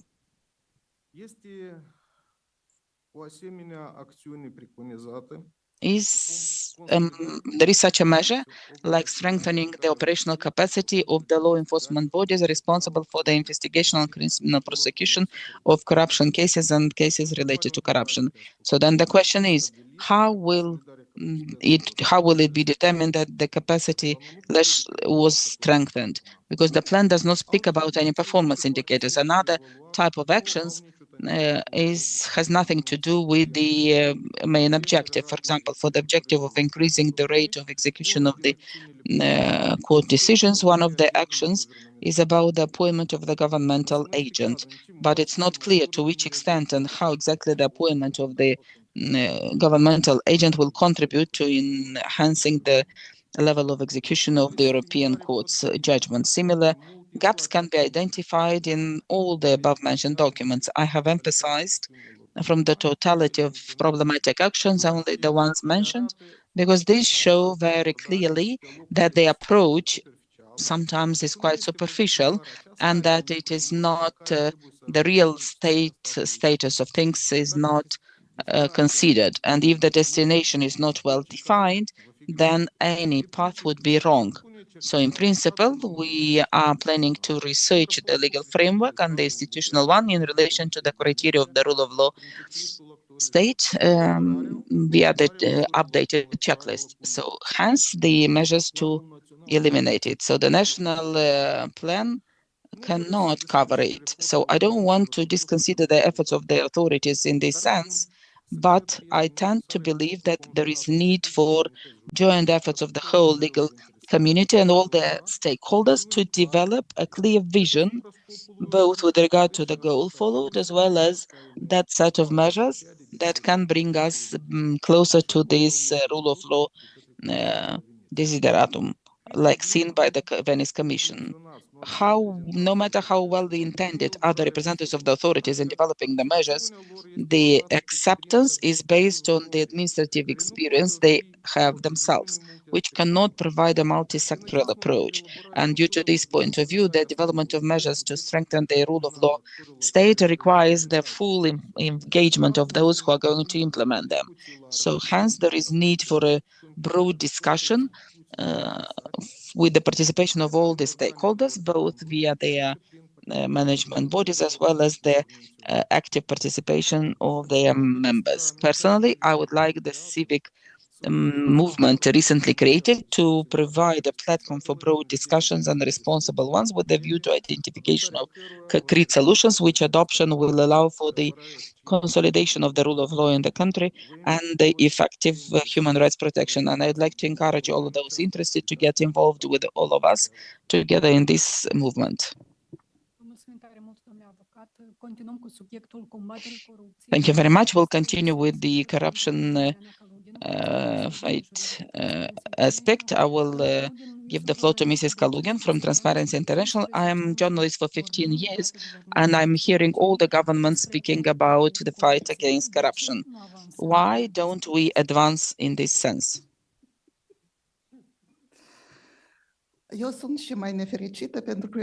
I'm even unluckier because I'm dealing with this topic since 2003, when I was employed in the economic realms fight or the center before the anti-corruption center.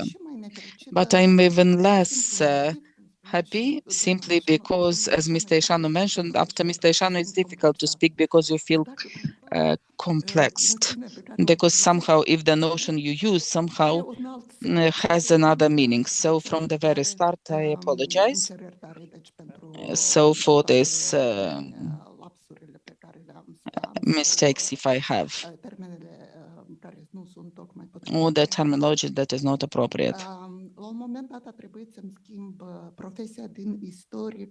At a certain time, I had to change my profession from historian into lawyer because I started in 92. I graduated the faculty, and everyone knew what is history about. Everyone knew what is history about.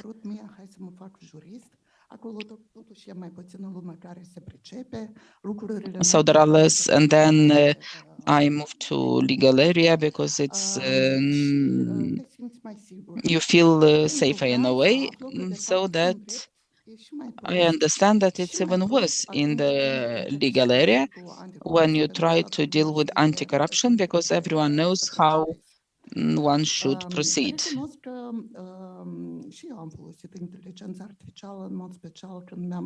And I also used how do we succeed in this sense? Because the initial idea was to talk about why don't we succeed. Artificial intelligence told me it's not good because from the point of view of an expert, you don't look well when you speak about the successes. So you should speak about things that shall be done and give this note of confidence and trust and speak that things will change. Unfortunately, if you had this expectation,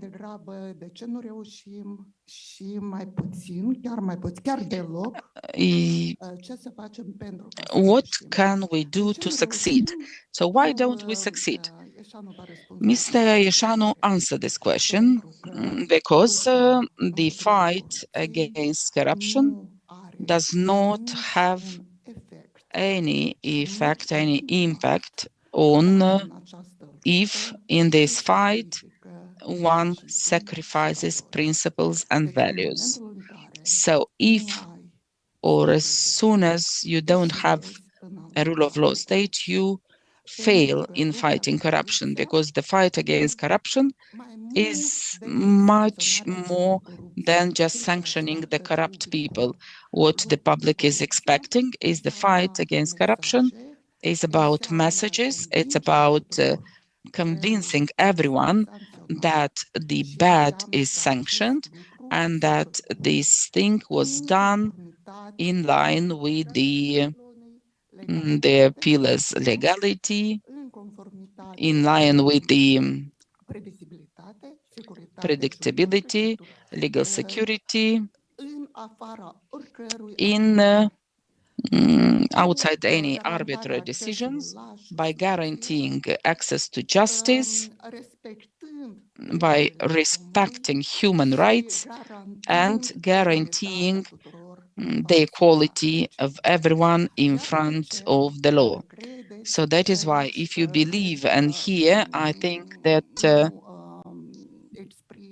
I will not express the opinion of the organization, but rather my personal opinion. If you believe that we can advance in this direction without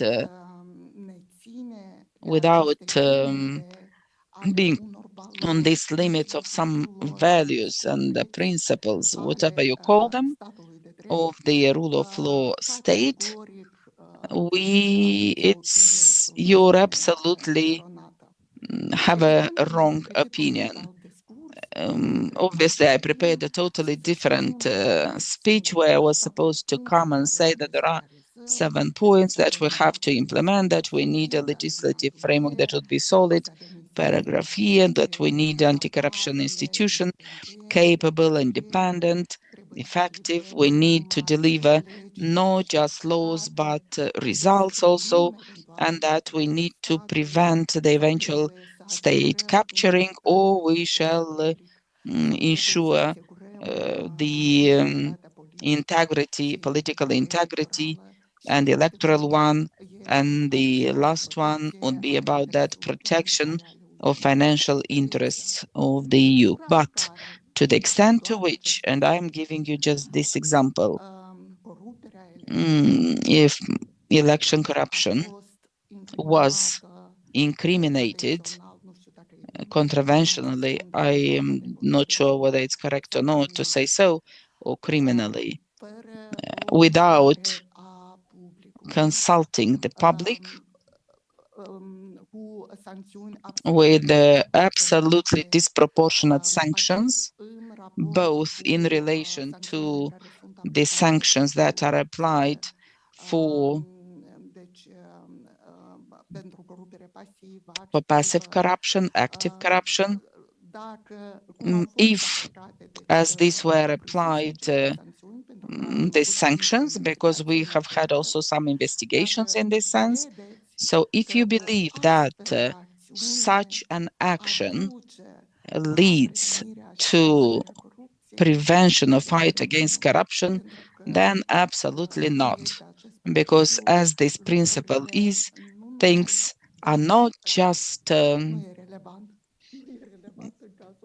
it's not relevant in this case, because we have this principle that things shall not be well done, but shall be also seen as being well done. In our case, it was not even well done. So I regret to say that the diaspora probably will not agree with me, that I do not have this resource of optimism. And I believe it is specific to legal specialists to get into areas in which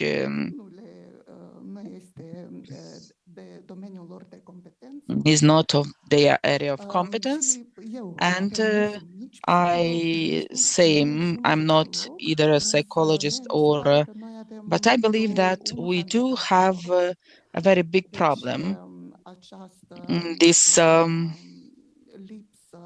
lack of failure to self-identify ourselves. In addition to this, our constant dissatisfaction, a community which does not self-identify itself, that is constantly in the position to decide who they are, Moldovans, Romanians, what language they speak, with whom are they moving and going ahead, to the extent to which we do not have this internal cohesion of a community, this community cannot go on. I also believe that because of multiple challenges, because it was about fight against corruption from the point of view of the European Union, I will be very frank, profiting of this fact that we are in a closed format and everything I say will not have an major emotional impact on people. My biggest fear is that starting from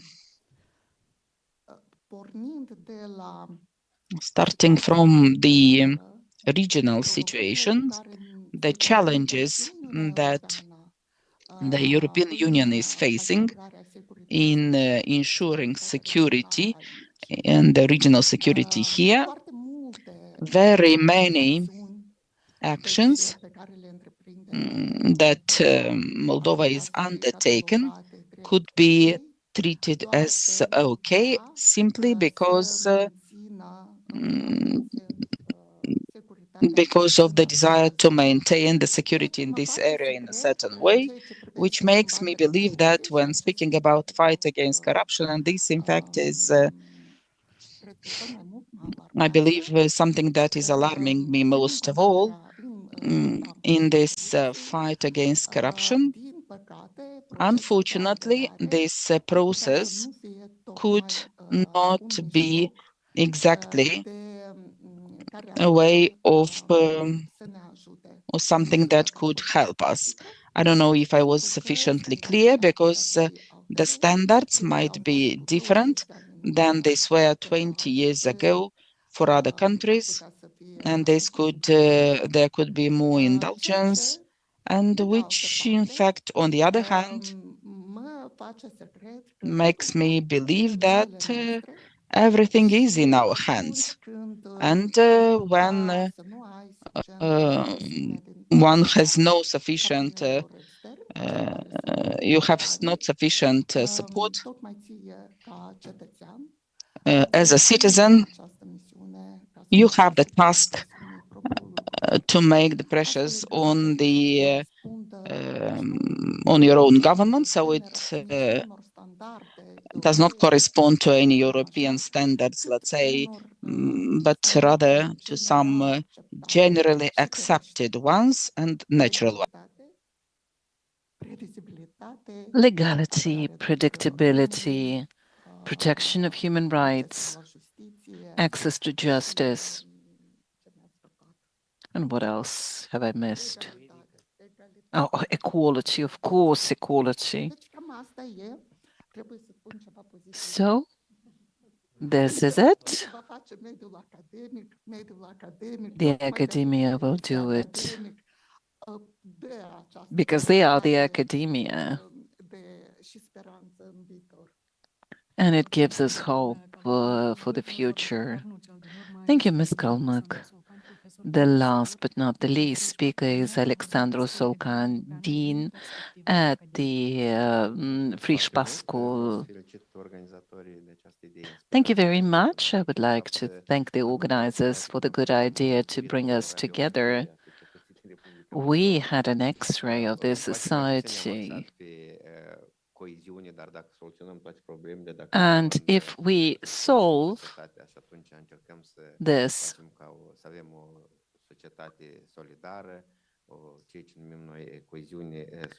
and we need to actually achieve social cohesion.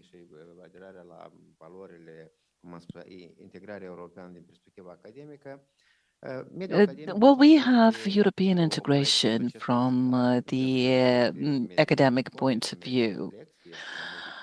Academia is actually a non-uniform, very diverse environment, and Mr. Petrucci can confirm or confirm that the level of education is important. Those who have a greater level of education are more open to modernization, or the EU accession. It's actually a way to modernize the Republic of Moldova on different dimensions that we discussed today. And I think the biggest issue, and you have discussed the information and reflections, and many people made us think about the fact that the greatest problem of the Republic of Moldova is social cohesion. From the point of view of political culture, we see that separately, we may seem a little bit better, like we are a bit skilled more skilled in terms of repairing things, for example. But altogether, we are not a society. We are not solid. We do not show solidarity. We have good homes, and at the same time, we see a lot of unauthorized landfills. So it's an issue, and from the academic point of view, we're trying to think globally and act locally. The department that I manage tries to provide different platforms to bring in different people to help our students learn. And there were different prime ministers. And yes, they are right when they say IT is important, medicine is important, agriculture is important. But if we do not have honest public officials, well, all those well-trained will go abroad. This is what is happening. So cohesion begins from the political factor, which needs to bring us together. And I was saying this to Ms. Gerasimov, who was on our platform on the Frischpa student days. This probably brought us down. I'm actually ashamed to look at the results of the referendum because we lost actually at the level of the country. I can tell you that the percentage is much higher.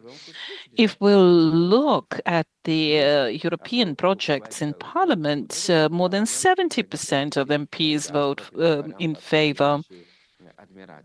And do not forget, we have the diaspora. I have the respect and admiration for them. Now that we know, well, any government wants to extend its activities, wants to have as many attributions as possible. And the students were pleasantly surprised by the ideas that we presented. There was no confrontation. We have brought parliamentary opposition. We talked to them. We have discussed even situations when leaders are abroad. And it is very important to sit down at a table and talk. Take like very simple things. We have this dirty water of intrigues, and there's a baby in it, and we run the risk of throwing the baby together with the bad things. And do not forget the role of the intellectual class in the society. The relationship between the government and the academia. Well, we have something between collaboration and ignoring us, because we have conferences, we publish results of different investigations. No one is interested. We can call them, we can call the political class to be better and think about people. No, this is empty. We see this happening for 35 years. We need objective mechanisms. The politicians depend on their voters, and there are mechanisms, there are articles, there are electoral systems. Well, we don't say that some systems are good or bad. They are adequate or inadequate. Even Mr. Botsan would agree that there is a mechanism in a very bad electoral system. And don't forget the Caligula horses. Like, we know some of the members of that party list, but not all of them. There are other proposals in this sense, and it is not clear if you change the way of electing officials. You see, if you change the way the president is elected, if people vote for the president, well, you shouldn't change the attributions, maybe. I believe that if you make mistakes in theory, you start implementing those mistakes in practice inevitably. Where does collaboration happen? In places where compliance is expected or conformity. The Supreme Soviet did not decide anything in Soviet times. There was the Communist Party of Moldova, and they decided everything. The parliament at that time was just raising hands for things they were supposed to raise hands for. Well, we were not consulted about the referendum, for example.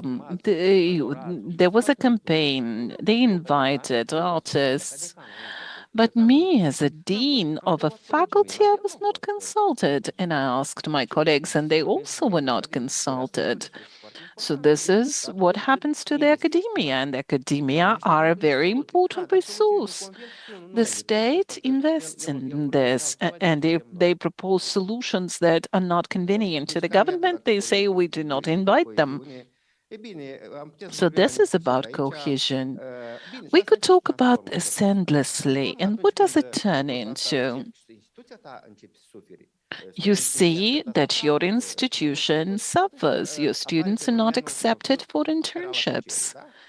So this is the spiral of silence. We don't say anything. A consensus is imitated,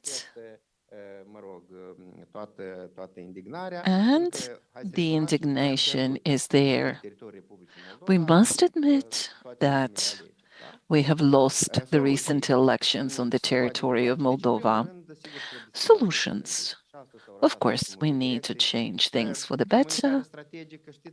Strategic communication. Well, it reminds us of political marketing. When you can't change things for the better, you change the opinion about the things. This is strategic communication. So if you do not deliver specific things, look, sure, for example, they can be populistic. Why can't the government do the same thing? Why the Prime Minister or the Minister of Foreign Affairs of Finland or Sweden can ride the bike to the office, and our guys want a car? And the council or the advisor will also have a car. We need bicycle paths, yes. But this is what builds social cohesion. People should understand that we suffer together. let's see, how do we divide this little thing that we have? I should be able to go to the villages and talk to people. People come to Frișpat, people come to other places, but they don't go to villages. And in Frișpat, students know how they are going to vote. Of course, it is important to involve the academia in promotion of cohesion. We need a joint effort for that. We need that civilian movement. And I started with this. You have to go to see people, the Decembrists and other kind of revolution makers.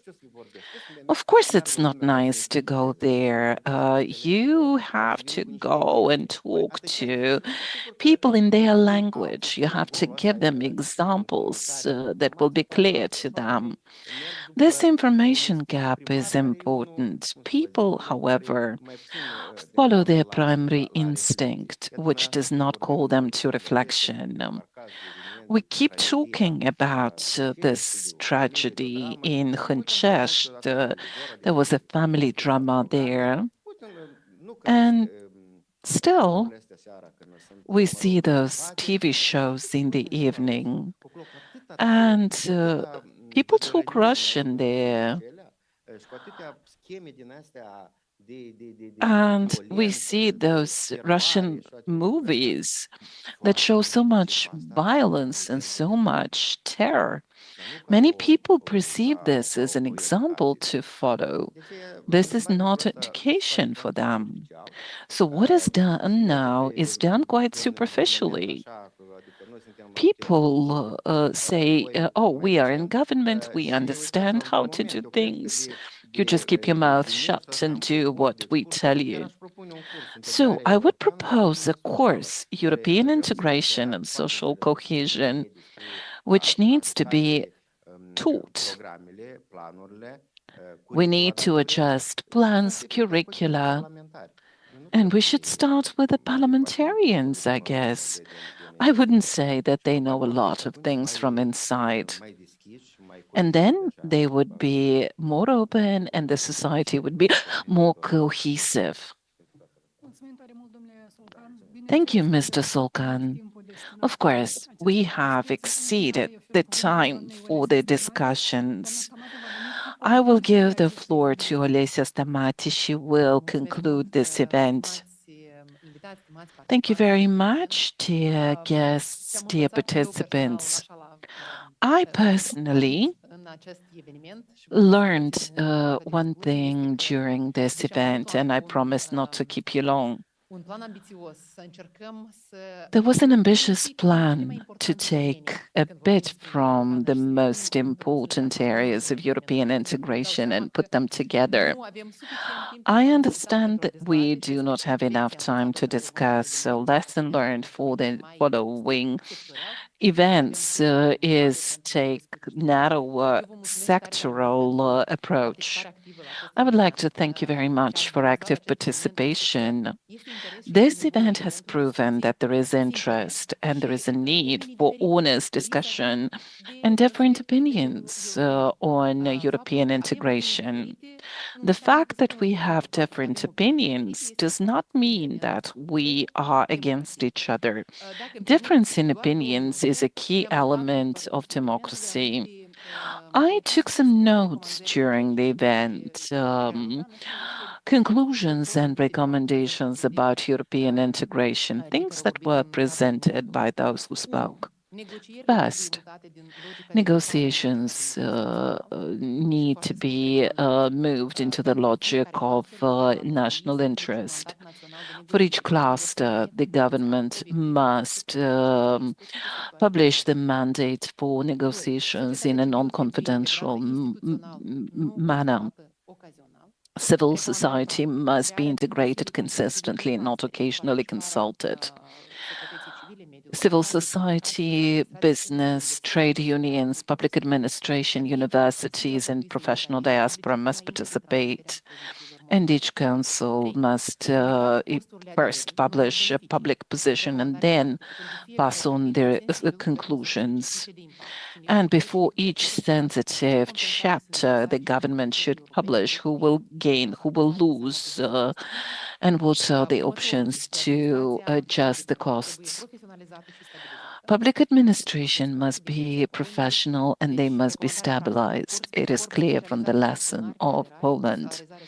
We need a specialized body of officials with competitive salaries, clear training and protection against excessive political rotation. The process should unite the society, it should not separate us. So we need differentiated communication for cities, villages, young people, diaspora, and we should explain what joining the EU means for each category. Now, Moldova does not have the problem of speed. Speed must turn into quality, and this is going to be our main challenge. I think such events are necessary. It is clear to us, and we will continue to organize such events both in Chișinău and in other areas of the country. Thank you very much for the participation. I would like to leave you with the following thought. European integration should be a project of people, not a project of politicians. Those of you who have some time, we invite you to have lunch together downstairs. Thank you very much.